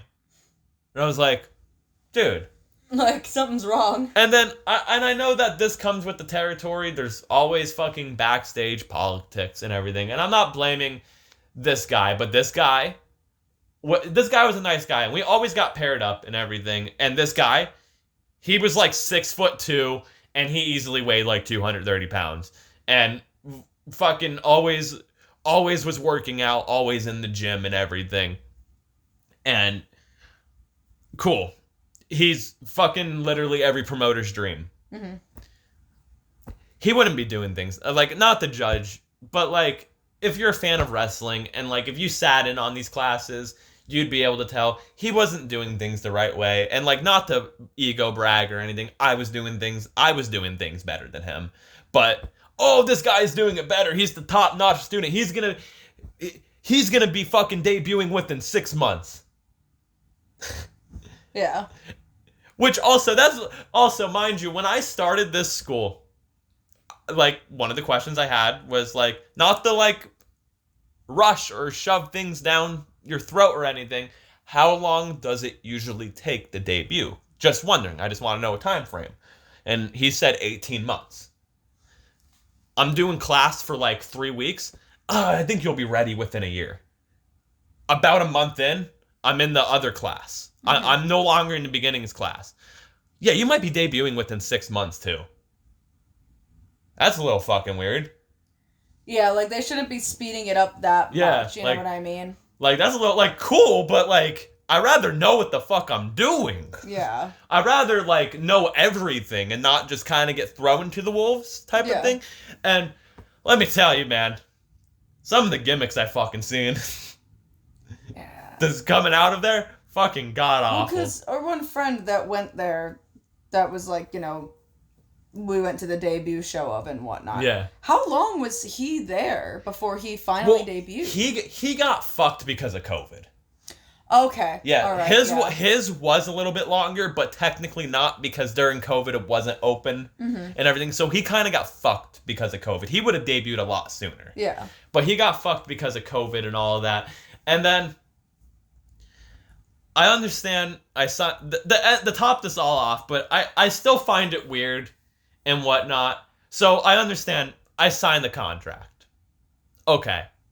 I understand that. So, which is just weird. I didn't know that there was contracts that went into this. I mean, it kind of makes sense. I understand, but it was like, you have 90 days to, like, if you decide to quit within 90 days, you don't have to pay. Yeah. I was way past 90 days, and I decided to quit. And I'm not gonna lie, I straight up lied to this fuck.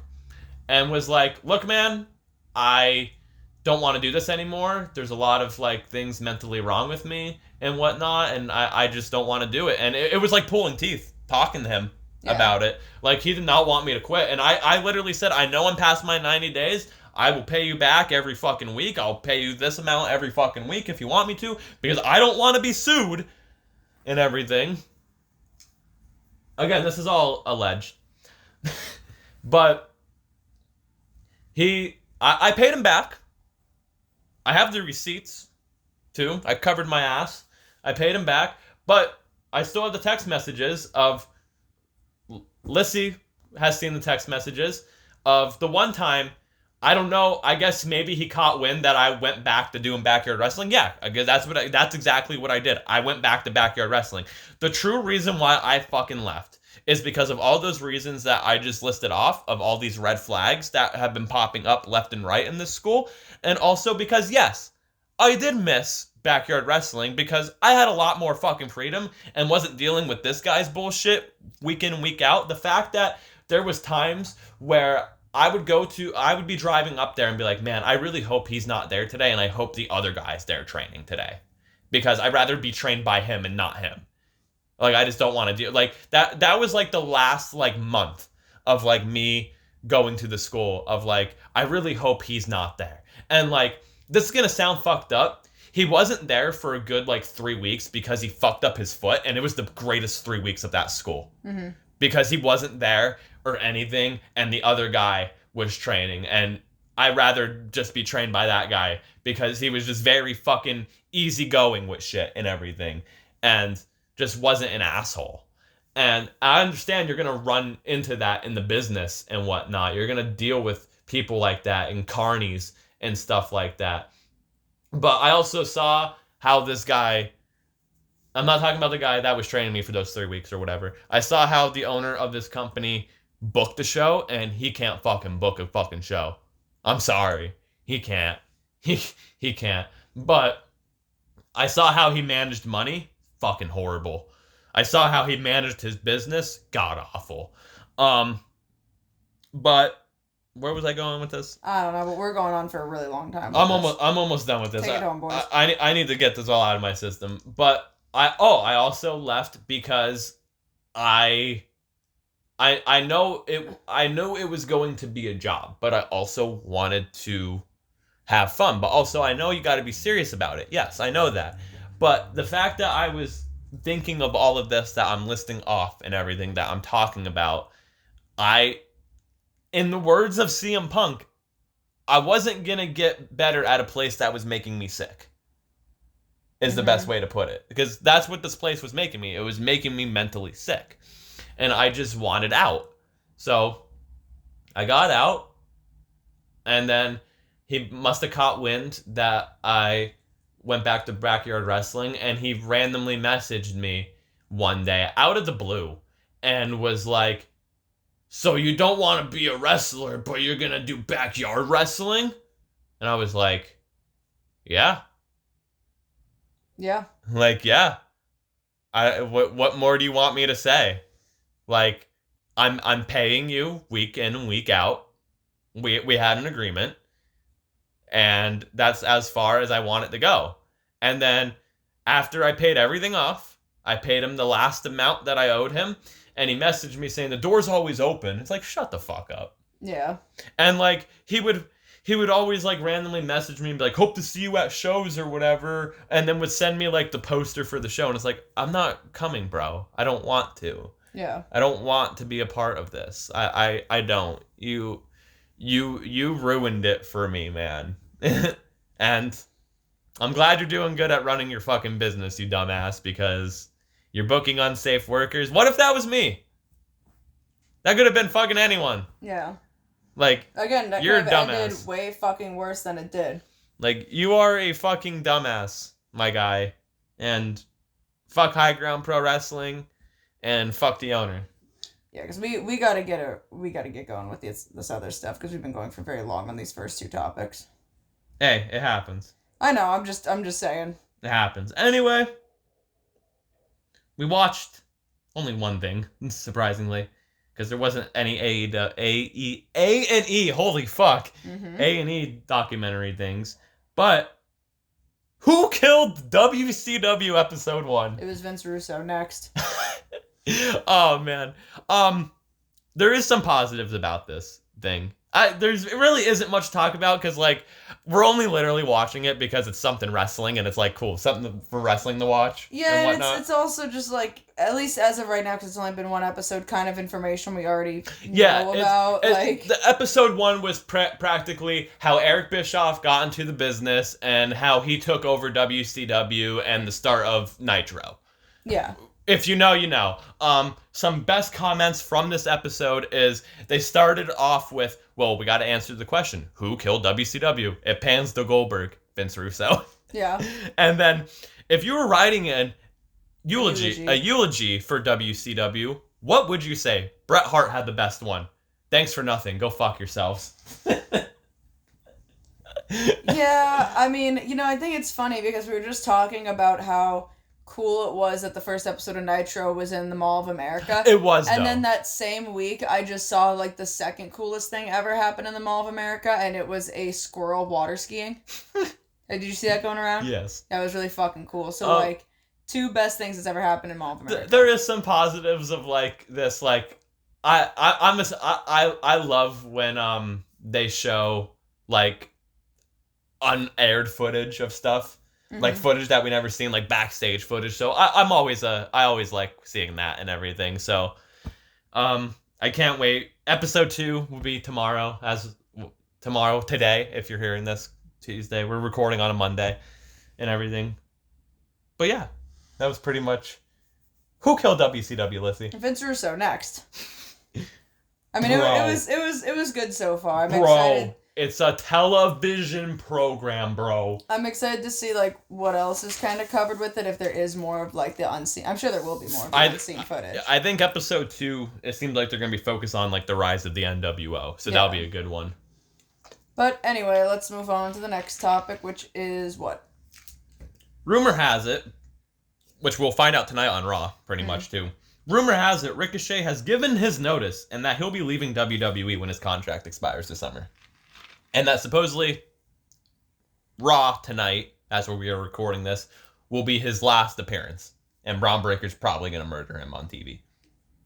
Ricochet versus Will Ospreay again. Yes. Yeah. He's going to AEW. I have a feeling. He 100% is. Unless he shows up in TNA. Can you imagine? Bro, Will Ospreay 100% saw what they were doing with Ricochet on Speed and was like, "Oi, bruv, when's your contract up?" Oi, bruv, what the fuck? Oi, bruv, what the fuck is this shit, bitch? What the fuck is this shit, bruv? Speed, bruv. Bruv, no. You're not on them fucking drugs, are you, bruv? On that speed shit, bruv? Fuck no, bruv. And they're like, oh shit, I guess I gotta put the belt on Andrade now. Yeah, congratulations, Andrade. What the fuck? Sorry that no one knows how to book you, Andrade. Literally, no one does. Sorry. No one does. Well, where was he in was he in AAA or CMLL? CMLL. CMLL. Was it the only time he was ever booked good? Was he booked good there? Does no one know what to do with him? I mean, I guess, like, sure. He has never been booked well. Poor Andrade. Black and Gold NXT was different. Anyway, let's move on. A few things from Monday Night Raw.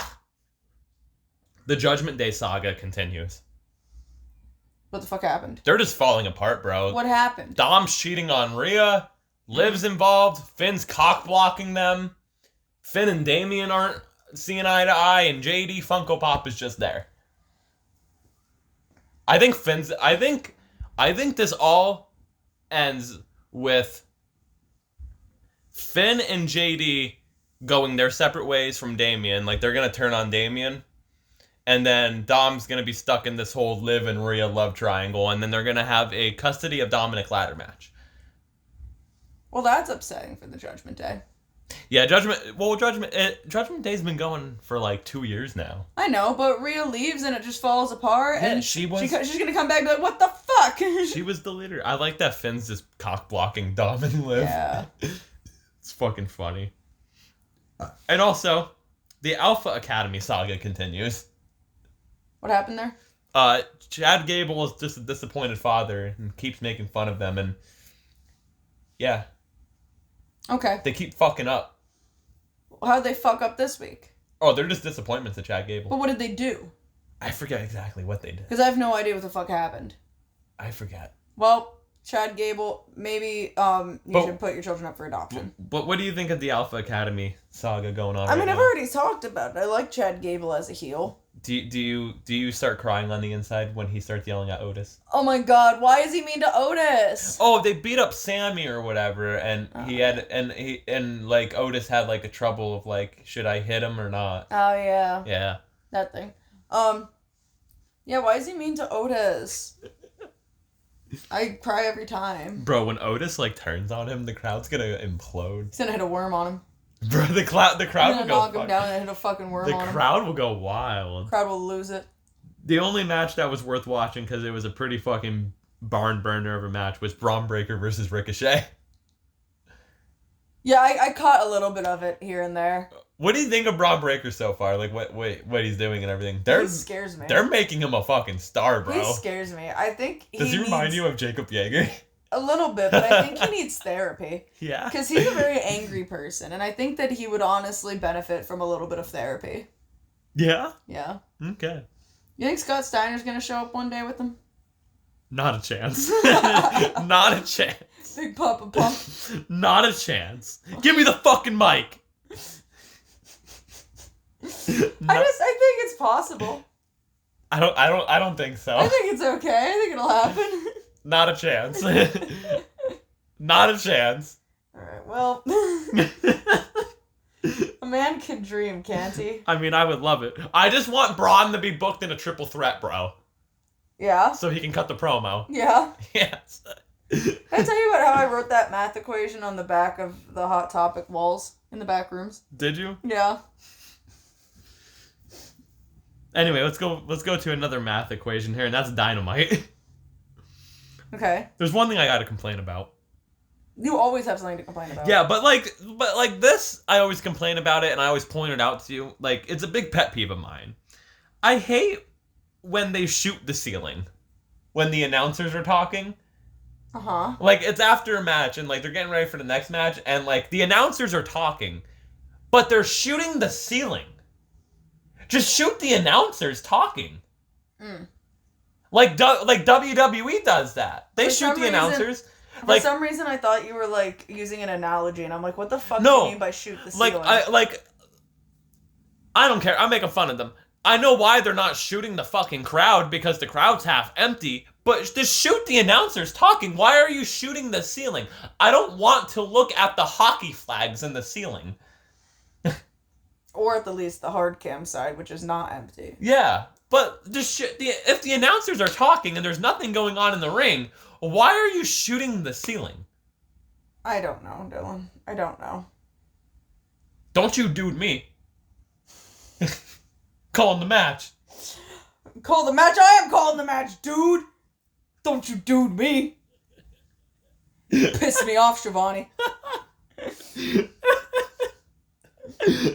I love Taz. Just call the match, dude. Dude, I'm calling the match!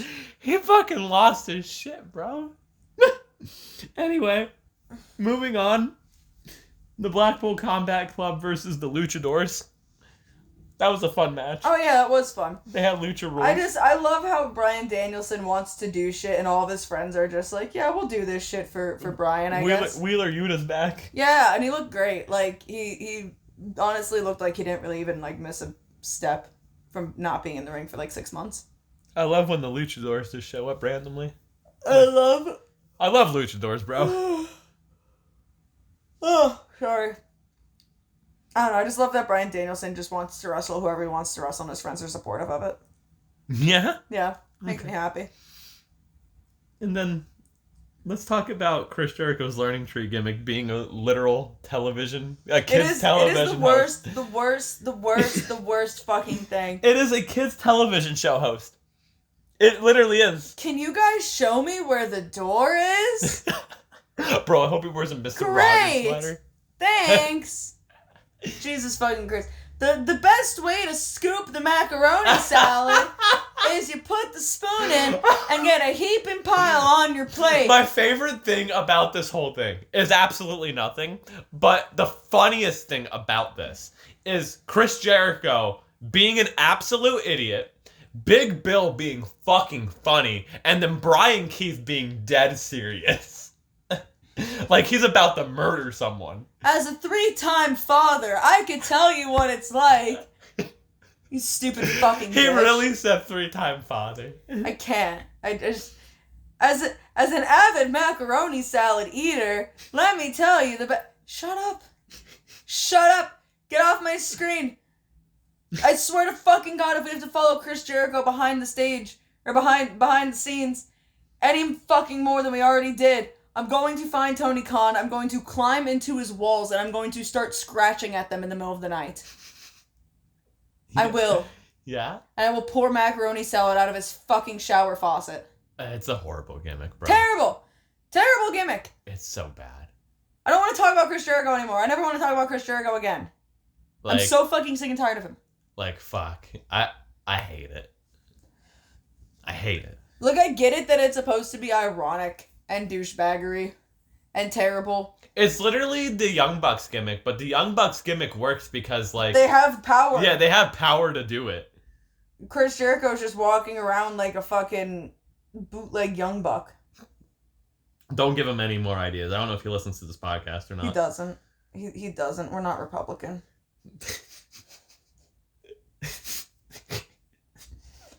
another thing about Chris Jericho. He shared a Ted Nugent thing. Yeah, and he just shared it on Web is Jericho about Ted Nugent owning drag queens, and about how Ted Nugent was saying that like transgender isn't real, and it's like, dude, it's Pride Month, you fucking Republican, get the fuck out of here. Ted Nugent's also just a dumbass. Fucking hate Chris Jericho. Anyway, we watched NXT Battleground last night. Well, yeah. It was live from the Apex, the UFC Apex. What do you think of the setup? It was cool. It was a cool setup. We're gonna run down the card here and everything, because it was a pretty okay show. It wasn't like the most blow away thing, because the NXT product is fucking weird. I hate it.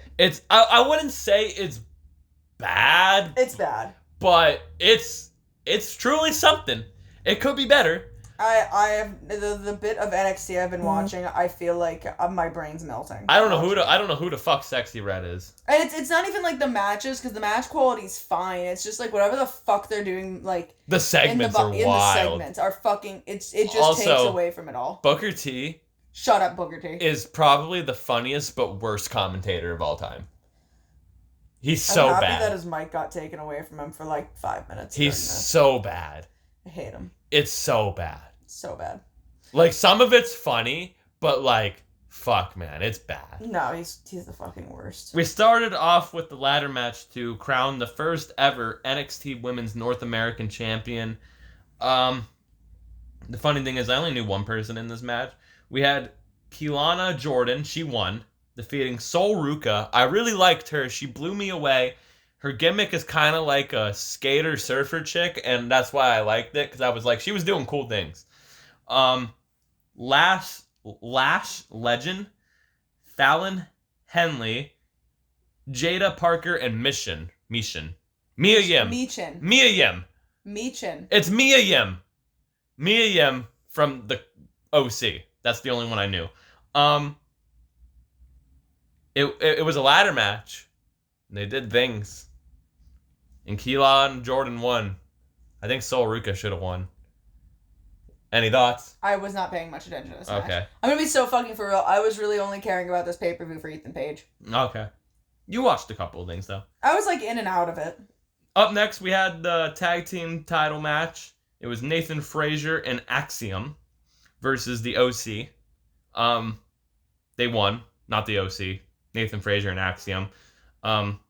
Axiom's cool because he wears a mask and he does flippy things. I don't know how I feel about Nathan Frazier, and the OC are just the greatest carnies in the business. I'm so bored of anything that the OC's in. I do not give a shit about the OC. It's really weird. Next, we had an NXT Underground match, and it was Lola Vice versus Shayna Baszler, and I think Shayna Baszler should have won this match. I have opinions on this, because this is stupid. Oh, it's dumb. And, like, I kind of wanted to text Pat about this, but I think I want to talk to him in person about it to get his, like, actual, like, in-person, like, the look on his face. Because he talks about how, like, he stopped watching wrestling because when he was, like, 14, he found out it was all predetermined and whatnot, and then he ended up getting into boxing and UFC and MMA and all that shit. Because he's like, if I want to watch people beat the shit out of them, I'm going to watch them beat the shit out of them. And I just think the idea of a legit fight, but that legit... Like, it sounds so stupid because I'm talking about this in wrestling connotations, but, like, a legit fight when we're talking about, like, MMA/UFC type of vibe. But to give that a not stipulation, but to have that be predetermined is so fucking stupid. Yeah. It's so stupid. Just either let them beat the shit out of each other or let them have a wrestling match. There is no reason that we should have a UFC, MMA, whatever hybrid match that is just going to be predetermined to begin with. Because the finish was Baszler being knocked out, but you could not convince me. You could not convince me that she actually looked like she was fucking knocked out. And then she did the weird, like, she did the weird, like, I'm gonna actually pretend that I'm knocked out, where she didn't look knocked out, and then the referee rang the bell, and then she looked confused, and then started playing off like she was all dazed and confused, which that happens when you get knocked out. It didn't look good. The finish of it was not convincing in the fucking slightest, and I just think the entire concept of this was fucking stupid. Because when Dylan was like, yeah, this is like the underground match, Shayna Baszler's gonna go in and beat the piss out of somebody, I was expecting, like, Who did Shayna Baszler fight at Bloodsport? Masha. I was expecting that. Yeah. Because that was a legit shoot fight. Yeah, they shoot fight. Yeah, that's what I was fucking expecting was a shoot fight. And no. And like maybe I'm stupid for thinking that in like a WWE product, but when WWE is now owned by UFC people and they're gonna implement this into it, that's what I'm fucking expecting. Not some weird ass predetermined like hybrid boxing match that also has wrestling spots in it. That makes no sense to me, and it just kind of took away from it. Like, I don't know who this Lola Vice girl is. She looks like dog shit in the ring. I mean, that's coming from an underground match. I haven't seen her like work in a regular wrestling match. I don't like the gimmick. It seems like she wins and then starts twerking. Shayna Baszler, who has a background in MMA, got knocked out in a worked shoot fight to a girl that twerks. It makes no sense. What the fuck we doing? It makes no sense. The whole thing I think was fucking stupid. Like, I was really excited for it until I kind of started realizing that, oh no, wait, this is a work. Moving on. We had a triple threat match for the NXT North American Championship. It was Obafemi, big motherfucker, defending against Wesley and Lyssie's favorite guy, Joe Coffey. His name is 2 different ways to say the word coffee. And I fucking love that. Like, oh, get a load of this cup of Joe Coffee over here. What the fuck? Why did he come up with that name? Who gave him that name? Is that his legit name? Because if that's his legit fucking name, that's fucking insane. Joseph Coffee. Yeah. Oh my god, his name is Coffee. Oh, by the way, he's Scottish. Oh, he's Scottish. Yeah, from Gasgall, Scotland. Oh. That's insane. His relative... His name is Coffee. His relative, his brother, is Mark Coffee. He's a mark for coffee. The second I heard his name, I'm like... He's trained by Finn Balor. I'm like, who the fuck named him? His parents have a lot of explaining to do. What do you think about this match, Lyssie? Joe Coffey. Also, he looks like a hybrid of Cash Wheeler and Dax Harwood. Like, it's weird. It's so weird. He has a great mustache, but it was just so weird. I was like, this guy is like a phenomenon whose trunks are odd and also remind me of soccer. And it was just very weird. A very weird individual, but I think I liked him, but I also don't think I liked him. I don't know. No, the other two guys, Obafemi and Wesley, are way better than yeah, Joe no, Coffey. I agree. I 100% agree. Since Obafemi showed up in NXT like a few months ago, I've always dug him, and he's cool. And Wesley's always been cool, so it was cool that they were in this match. No, I really liked Wesley. I feel like it would have been better if it was just Obafemi versus Wesley. Obafemi was just tossing motherfuckers around. Obafemi's a big motherfucker. I mean, like, Coffee, I think he... it seemed like he needed a cup of coffee. Because he felt a little lethargic. And, like, he was doing cool shit, and, like, I don't think he was, like, the drizzling shits by any means. But, like, it just felt like he was a little lethargic and a little slow, and, like, he just needed a good old cup of Joe. But... Like, because I feel like maybe it was just the people he was in the ring with, too. Like, Obafemi and Wesley were just running circles around him. You know what I mean? So, yes. But it was a fun match. Moving on. For the NXT Women's Championship, we had Roxanne Perez facing off against TNA Knockouts champion Jordynne Grace. Mm-hmm. This was a pretty good match. That was fun. Pretty good match. Did you see what happened to Jordynne Grace in this match? Her earring got ripped out of her ear. That's what the blood was. Like, it ripped her ear. Ooh. Yeah. Yeah, because I during the match, I was like, what the fuck is all over Jordynne Grace? And then on the mat, I saw, like, little bits of blood, and I was like, oh, someone's bleeding. Yeah, it ripped her ear in two, almost, pretty much. She said that she's never going to wear earrings again in a match. Well, I mean, definitely not in that ear to begin with, but ooh, yeah, that sucks. Yeah. But, I mean... kind of figured Roxanne was going to win because they weren't going to put the belt on the TNA person. But it was just cool that, like, that match happened. Yeah, it was a fun match. And everything. So, hopefully this isn't the end of the TNA NXT working relationship. Hopefully there's more. Because I want to see more. Well, I don't think TNA is going to be around for much longer. They announced more dates today. Oh, they did? They did announce more. Okay, well that's... Dave Meltzer was wrong. Okay. They announced more dates, so... That's good. And then in our main event, we had Whoop That Trick Williams, defending his NXT title against All Ego Ethan Page in Ethan Page's debut. And his theme song sucked. His theme song sucked. This match wasn't the best. I've seen better. But it was a good debut match. It was a good debut match. I would like to say, like, yeah, I'm not shocked that Ethan Page lost. I wish he would win. He would have won. But, yeah. I don't think he should have taken the pin.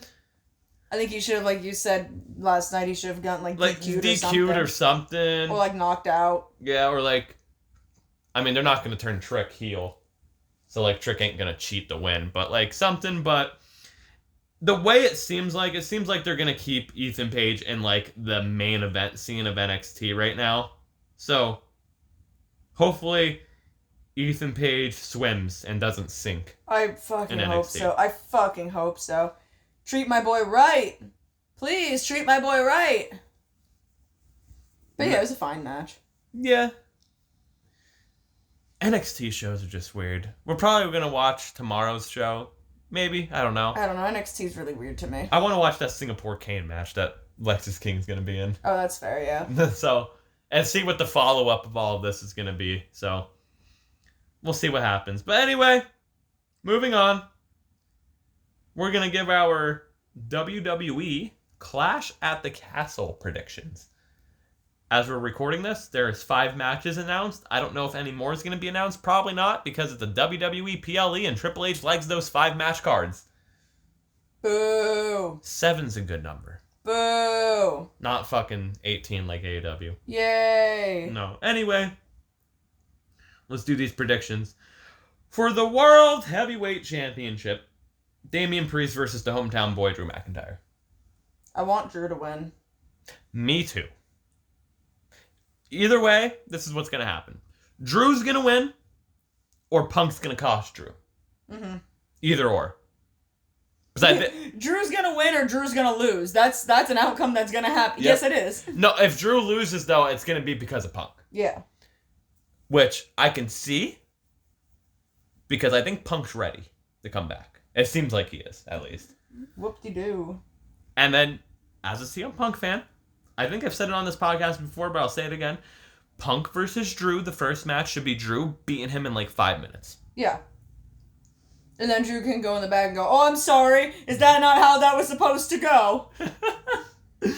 Anyway, moving on. For the WWE Women's Championship, Bayley will defend against Piper Niven. What? Yeah. How did that happen? It's Piper's hometown as well. Oh. They have a lot of hometown people. Okay. Yeah. Bayley's winning. Yeah. But okay. Bayley's winning. I mean, I don't dislike Piper. I'm just very, like, surprised. It's like, what's going on there? I think she, like, won something. I don't know. No, I mean, cool. I mean, good for her. You know, she's getting a championship match, so that's cool. But I was just like, wait, what? Next. Well, who do you got winning? Bayley? Oh, yeah, Bayley.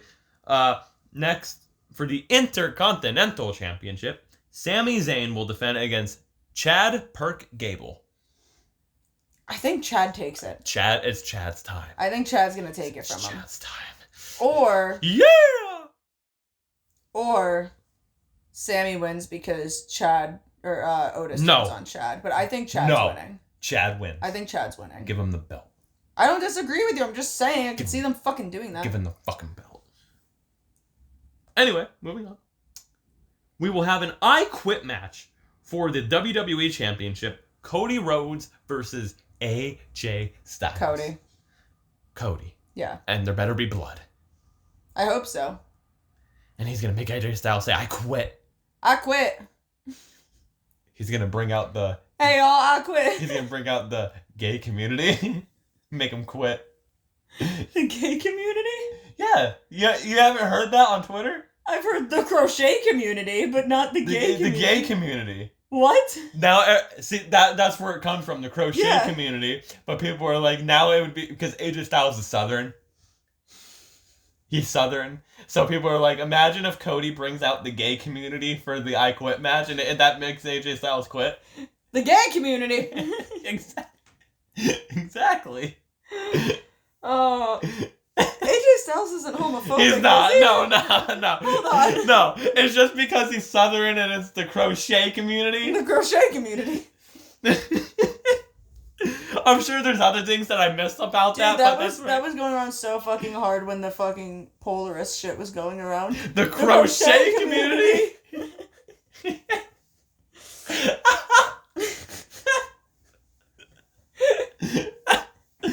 The gay community. The gay community. During Pride Month. It's gonna make him quit. Honestly. I quit. What are those damn queers doing here in Scotland? Lyssie. I'm part of the gay community. The gay community. Yes, I'm part of the Alphabet Academy. The Alphabet Academy. Oh, man. Well, it's been a fun ride, my friends. What the fuck? Give me my fucking drink. The gay community. Oh my god. You know what, AJ? I stand with you. The earth is flat. Shut the fuck up. Your feet are flat. I'm not saying the earth's flat, but I am saying your feet are flat. How does AJ Styles say I quit? I quit. Wanna go, motherfucker?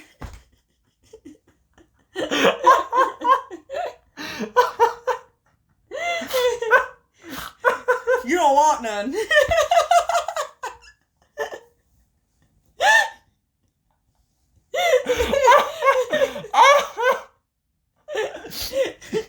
Yeah, I'm AJ Styles. Meowdy.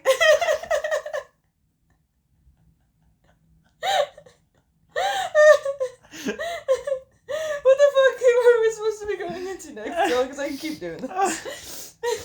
The last match, even though it won't be the main event, it's probably gonna be Drew. There's another match. Yeah, we only did 4 matches. It's The I Quit match isn't the fucking final match. That wasn't even the damn finish.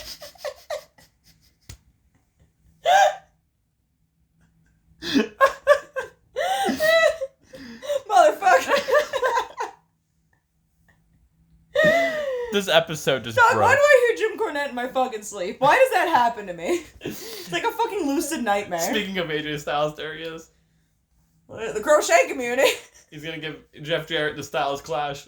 Dude, my sleep paralysis demon is fucking Jim Cornette. I don't know why it's happened. But I think that, like, you know, those days when I'm, like, trying Does to he fall stand asleep. there with the racket? Dude, he's like the fucking hat man with the fucking racket. And I'm like, what the fuck is he doing there? And then all of a sudden I just hear, oh my goddamn fence! And I'm like, oh shit. And then he, like, fucking shoots at me at, like, 500 miles per hour. What do you think Jim Cornette looks like when he runs? Terrible. Yeah. Terrible. Is it terrifying? Terrible. Not terrifying, terrible. I'm assuming his posture is god-awful. And he probably can't lift his knees very high. Well, yeah, he does have bad knees now. He did fall from a scaffold. Yes. So, I mean... He blew out his fucking knee. I thought both of them. No, I think Just the one? Just the one. I think he blew out Well, his he's knee. definitely another not one. lifting them very high. I think if Jim Cornette was to chase me with a fucking tennis racket, I could easily get away. I just need to turn a corner and trip him. What about AJ Styles? No. The gay community. Yeah, no. AJ Styles would hate cry me. The gay community. The gay community. Anyway, the last match is a triple threat tag team match for the women's tag team titles. Bianca and Jade versus Alba Fry and Elis Dawn. Jade and Bianca. And Shayna Baszler and Zoe Stark. Oh. It's going to be Bianca and Well, Jade. yeah, but it's going to be Bianca and Jade. Yeah. Those other two girls are just in there probably for the pin, unfortunately. I'm not sure who they are. I don't know. Were they brought up from NXT, maybe? Yeah, those are those goth girls. Oh! They're them gothic girls. Oh, cool. They're those goth girls. I think they're also from Scotland, too. Or one of them is, at least, so... Well, I mean, I feel like that'll be interesting to watch the match. I'm hoping it's better than the last women's tag team pay-per-view match. because that was very unfortunate. I hope there's a cast. Dude, Asuka's in like a fucking wheelchair?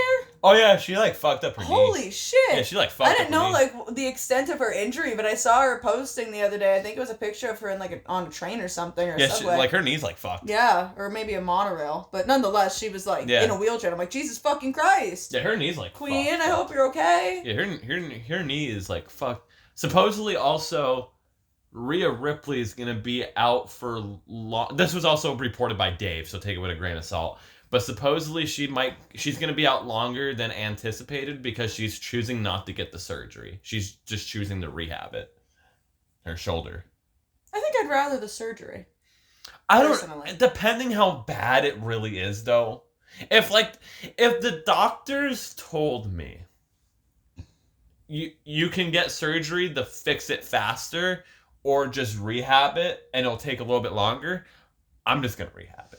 No, dude, I never had a good sleep since I was under anesthesia. I need that again. Yeah? I need that good anesthesia nap. There's AJ Styles. Aside from when I woke up from anesthesia and the nurse told me to shut the fuck up. That was kind of rude. But what do I know, I guess. But anyway. What are we going on to next? The flashback match of the week. Samoa Joe, Daniels, and AJ? Damn right. Okay. You damn right. The crochet community. The gay community. I support the LGBT homies, just saying. You fucking better. I'm one of them. We love the gay people. I'm one of them. Anyway, the flashback match of the week is AJ Styles versus Christopher Daniels versus Samoa Joe from TNA Unbreakable 2005. It was the first ever 5-star match in TNA history. Mm-hmm. And Lyssie, what did you think about this match when we watched it back? I have one thought about this match and one thought only. Christopher Daniels. Yeah? Yeah. What about him? That's my thought. Christopher Daniels. Yeah? Because Christopher Daniels has been criminally underrated Yes. his entire fucking career. I agree. He's so fucking good. He's still fucking good. He's fucking amazing. And I feel like he never gets the recognition that he fucking deserves. I also just find it funny that this is the second week in a row that features a match with Samoa Joe. Yeah.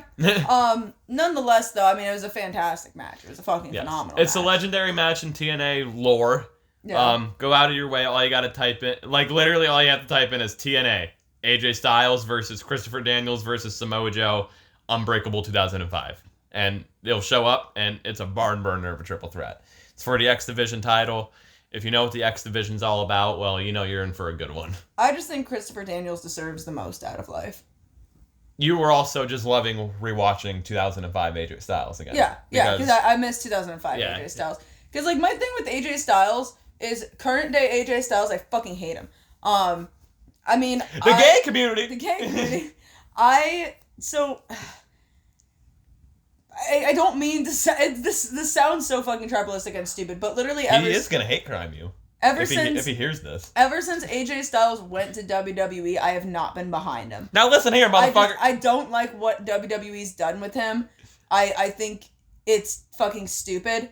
I just think I get it that he is closer to the end of his career than the beginning of his career, so he's not going to be 2005 AJ Styles, ever again. I think he should just pull out a Spinal Tap at least once. I just think that he still has so much more to give, and he just can't because of the WWE style, and I feel like it's a shame. But AJ Styles literally anywhere else, I'm here for. I'm always here for. I always loved if I ever had to pick favorite era of AJ Styles, it's TNA.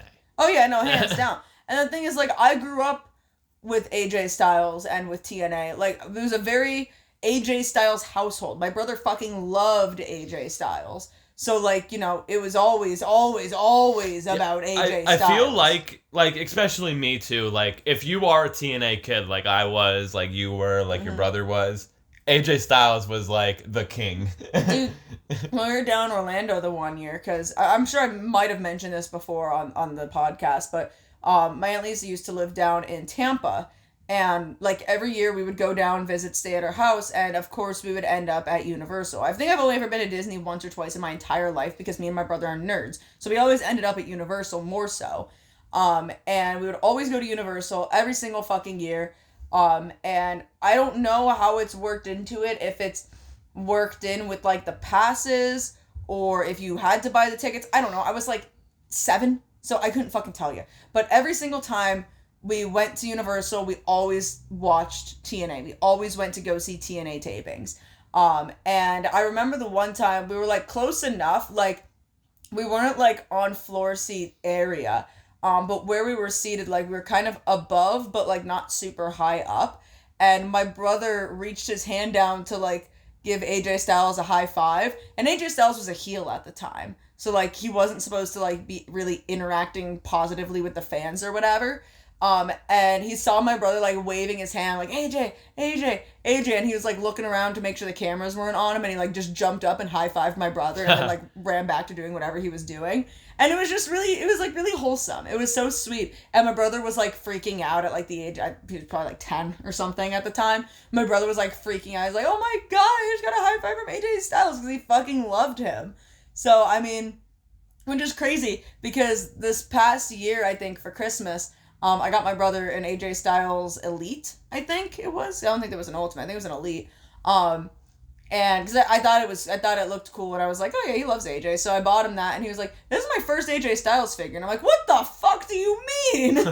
I'm like, when you were younger, you never shut up about him. What do you mean this was your first figure? But I also don't know if at the time if there was ever TNA figures, or like how many of them there's really TNA were. figures, but they're always like hard to find. I feel like if we went to like Walmart or Kmart or something, we weren't finding like, TNA figures. Oh, you know, I say that, I'm a liar. My brother has a Jeff Hardy TNA figure. I was gonna say, in this household, we only have one TNA figure, and it's a Jeff Hardy TNA figure as well. Yeah, my brother has it's still in the box in his room. So yeah, I don't know what the fuck I'm talking about. But like nonetheless, he probably got them when he was older and bought off eBay or something, you know? Like, which also, that reminds me, thinking about figures that I don't have. I don't have an AJ Styles figure, which is really weird. there's no way. I don't. How does this happen to me twice in my life? I had a nickel for every time. I don't know. But like, if I want an AJ, I would rather a TNA AJ Styles figure than a WWE. They never AJ made a Styles New figure. Japan anything for him. I don't think so. No. It'd be nifty to find. I wonder what niche New Japan AJ Styles merchandise is out there. Because New Japan is so good with the niche merchandising. You can probably find ridiculous shit. I'm sure I could find something. That's a good thing to think about now. But yeah, this was a great match.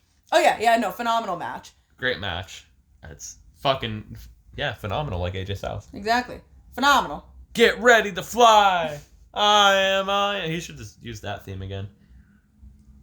They don't want none. Anyway, Lyssie, what's my wrestler of the week? I don't know. The Samoan Submission Machine, Samoa Joe.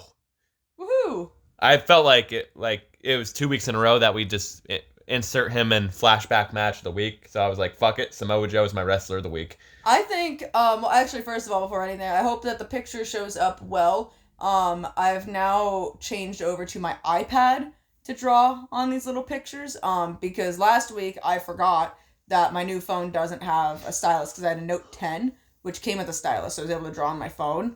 But now I can't do that anymore. So I had to do it on my iPad. So hopefully it looks good. If it looks any different in quality, it's probably because I actually have a little bit more ability to do a little bit more with my iPad than my phone. But anyway, with that being said, Dylan, let's talk about Samoa Joe. Well, you picked him because he was featured in two of the first two flashback matches. Yes. But what was your first introduction to Samoa Joe? What do you remember seeing him? Like, was it Ring of Honor? Was it TNA? It was TNA. I doubt it was WWE. Yeah, it was TNA. It was right before like Kurt Angle showed up, but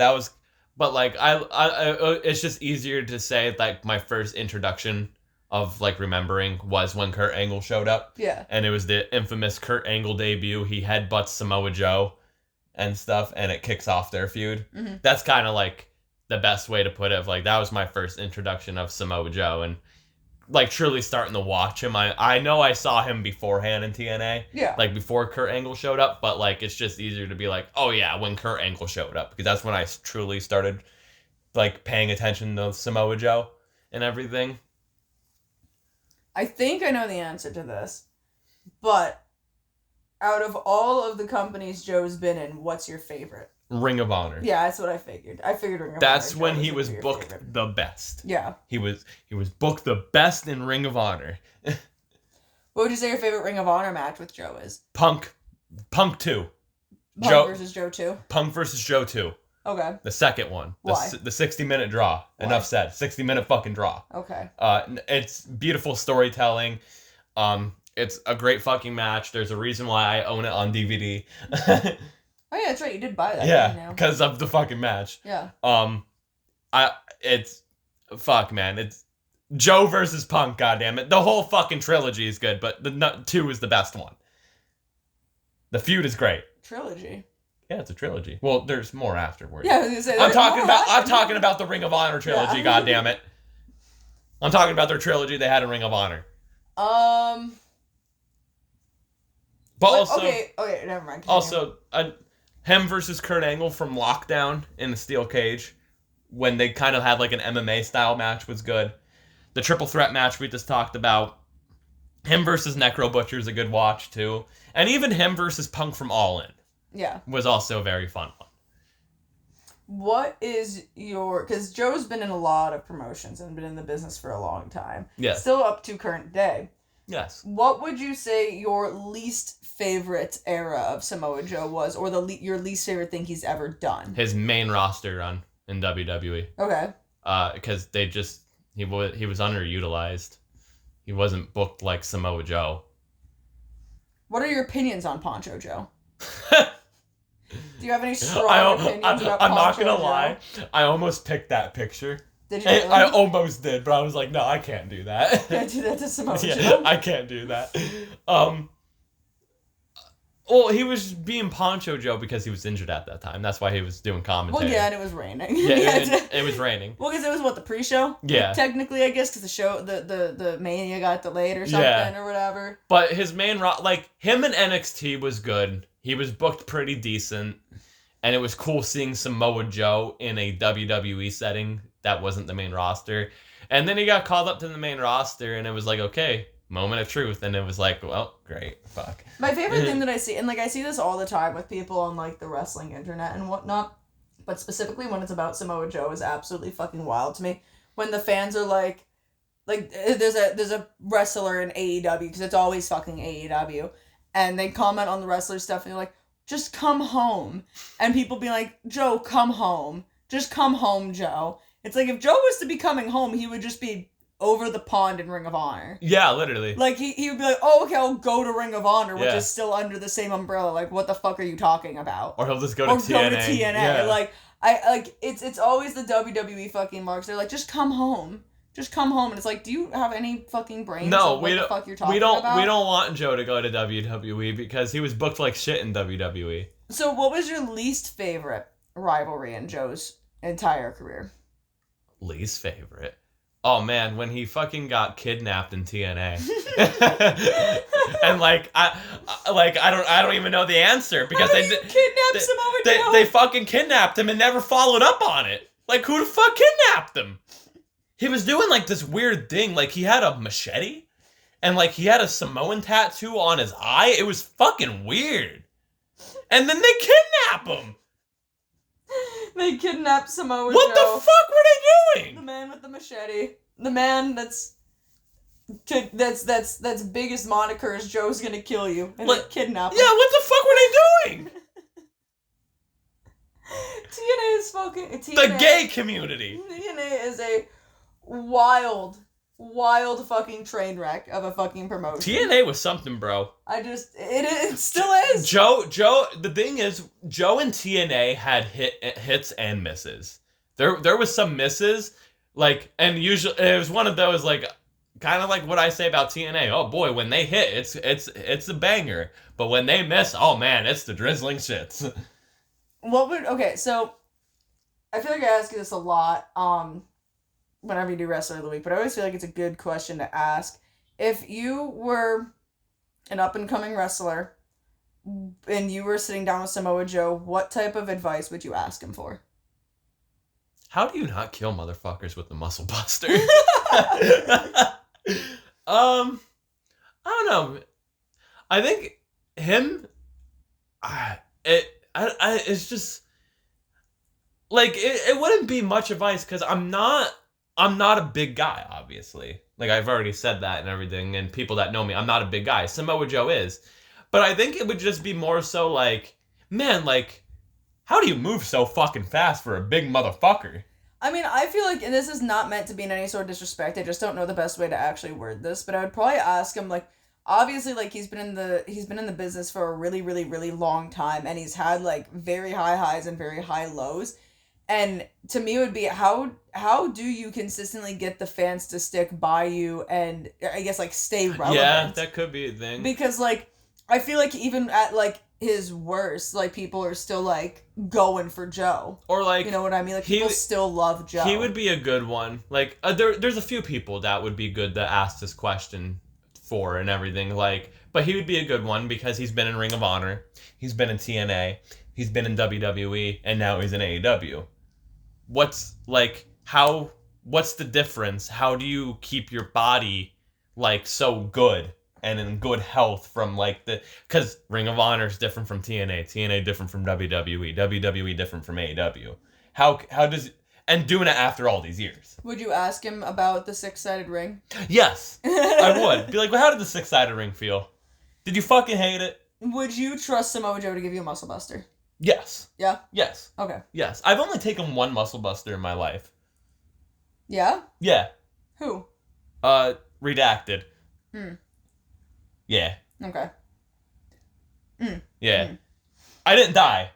I'm surprised you trusted him. He honestly, he didn't tell me he was doing it. Well, he did. To be fair, this guy's a piece of shit too, but he did, but he didn't. He had me on the top rope, and then he was like muscle buster, and I kind of just had to go. Well, I'm stuck. Yeah, I kind of had to go with the flow because I'm not a bitch. But I was like, all right, fuck it. Jesus fucking Christ! How old were you? 16? Jesus fucking Christ. Yeah, 16. Well, you know, that is what it is. But yeah, it's the only muscle buster I took. It's not a bad move, because technically, if the person, he knew what he was doing, to be fair. And, like, you have your body already, like, your chin's already tucked. So you're fine. Just hopefully you don't land on your neck, which I didn't. Yeah. I landed on the, like, where you're supposed to land and everything, so it wasn't that bad or anything. But I would probably rather have Samoa Joe fucking hit me with the muscle buster. I'd ask him about his friendship with CM Punk. Yeah? Yeah. I feel like he's got stories. I'd be like, what was going through your mind in Brawlin'? Honestly, I would also want to know that. Because I would be like, alright, I understand that, like, you ran to break up this fight and everything. Was it easy to detach Jack from CM Punk? Was he an easily detachable man? Because, like, he just picked him up like a child. Which, I mean, in fairness, he really in did. size comparison, Jack Perry is much smaller than Joe. The way Samoa Joe picked up Jack Perry is like if Samoa Joe was to pick me up. You're like, alright. Yeah. Here we go. You're going for a ride, buddy. What's your favorite era of Samoa Joe? I'd probably say TNA. Because, TNA. I mean, that's kind of just nostalgia factor at that point. Because, like, again, like, I didn't know about Ring of Honor for the longest time. WWE was just, like, Lazier, really, where I was just like, oh, I don't remember Samoa Joe being like this, but okay, I guess. And, I mean, I like him in AEW. I don't not like him in AEW. I like what he's doing with Hook now, because they're fucking hilarious together. They just had a funny-ass promo. Yeah, about lacrosse. Yeah. Yeah, I think it was inspired by Pulp Fiction. It was, yeah, I think so, yeah. It was the funniest shit ever. But Jesus fucking Christ, I love what he's doing right now. What's the deal with lacrosse? I like that he lost the belt and he's just wearing Hawaiian shirts now. Like, that's got to be one of my favorite things. He loses the belt and then is just doing weird shit now. His title reign wasn't my favorite. I mean, it was fun. You know, it was good. And obviously, like, he could fucking cut a promo. So, like, I'm always here to just listen to Joe talk. Like, at that point, I'm just like, you know, I don't even need the match. Just let him fucking destroy people on the mic for hours. I don't even give a shit. Like, what's your favorite Samoa Joe match? Oh God, I couldn't fucking tell you. I don't know off the top of my head, if I'm being completely honest with you, because again, my memory's impaired. Yeah. I just know I really liked him in TNA. Like, I remember, like, being hyped up about him in TNA. I couldn't fucking tell you any matches he had in TNA. I couldn't fucking tell you, oh yeah, on this day he wrestled this guy and beat this guy, or this guy beat him, or whatever. I mean, if I were to think in, like, of a recent memory, I still don't even know if I would really know. You know what I mean? Like... That's fair. I feel like, I mean, I don't know. I feel like I just like watching him work. I don't think I can necessarily really, like, pinpoint anything specifically. I feel like Samoa Joe is one of those guys where you can put on, like, his own fucking, like, island. Mm-hmm. And, like... It just be like, everything he does is great. Yeah. Literally like, everything he does is great. Like, this is Samoa Joe. Yeah. Here you go. Like, everything he does is picture perfect. Like... Phenomenal, even when he's getting kidnapped. You can put on like, the worst of Samoa Joe, too, and be like... This is fantastic. It's still pretty good. Because it's Samoa Joe. Like, Samoa Joe is going to go down... He's already a legend, but he's going to go down as a fucking legend. Oh, yeah. Like, he's already a legend. He's a legend on the indie scene, and... I mean, I wouldn't mind when we go to Collision if we see Samoa Joe. Have we seen Joe? Yes, we have. What did we see him in? We saw him on a Rampage taping. We did? He defended the Ring of Honor TV title. He did? Yeah. Oh. Yeah, we saw him. Because remember, I was really hyped because not only we got to see Joe, but I got to see a Ring of Honor TV title match. Which show was this at?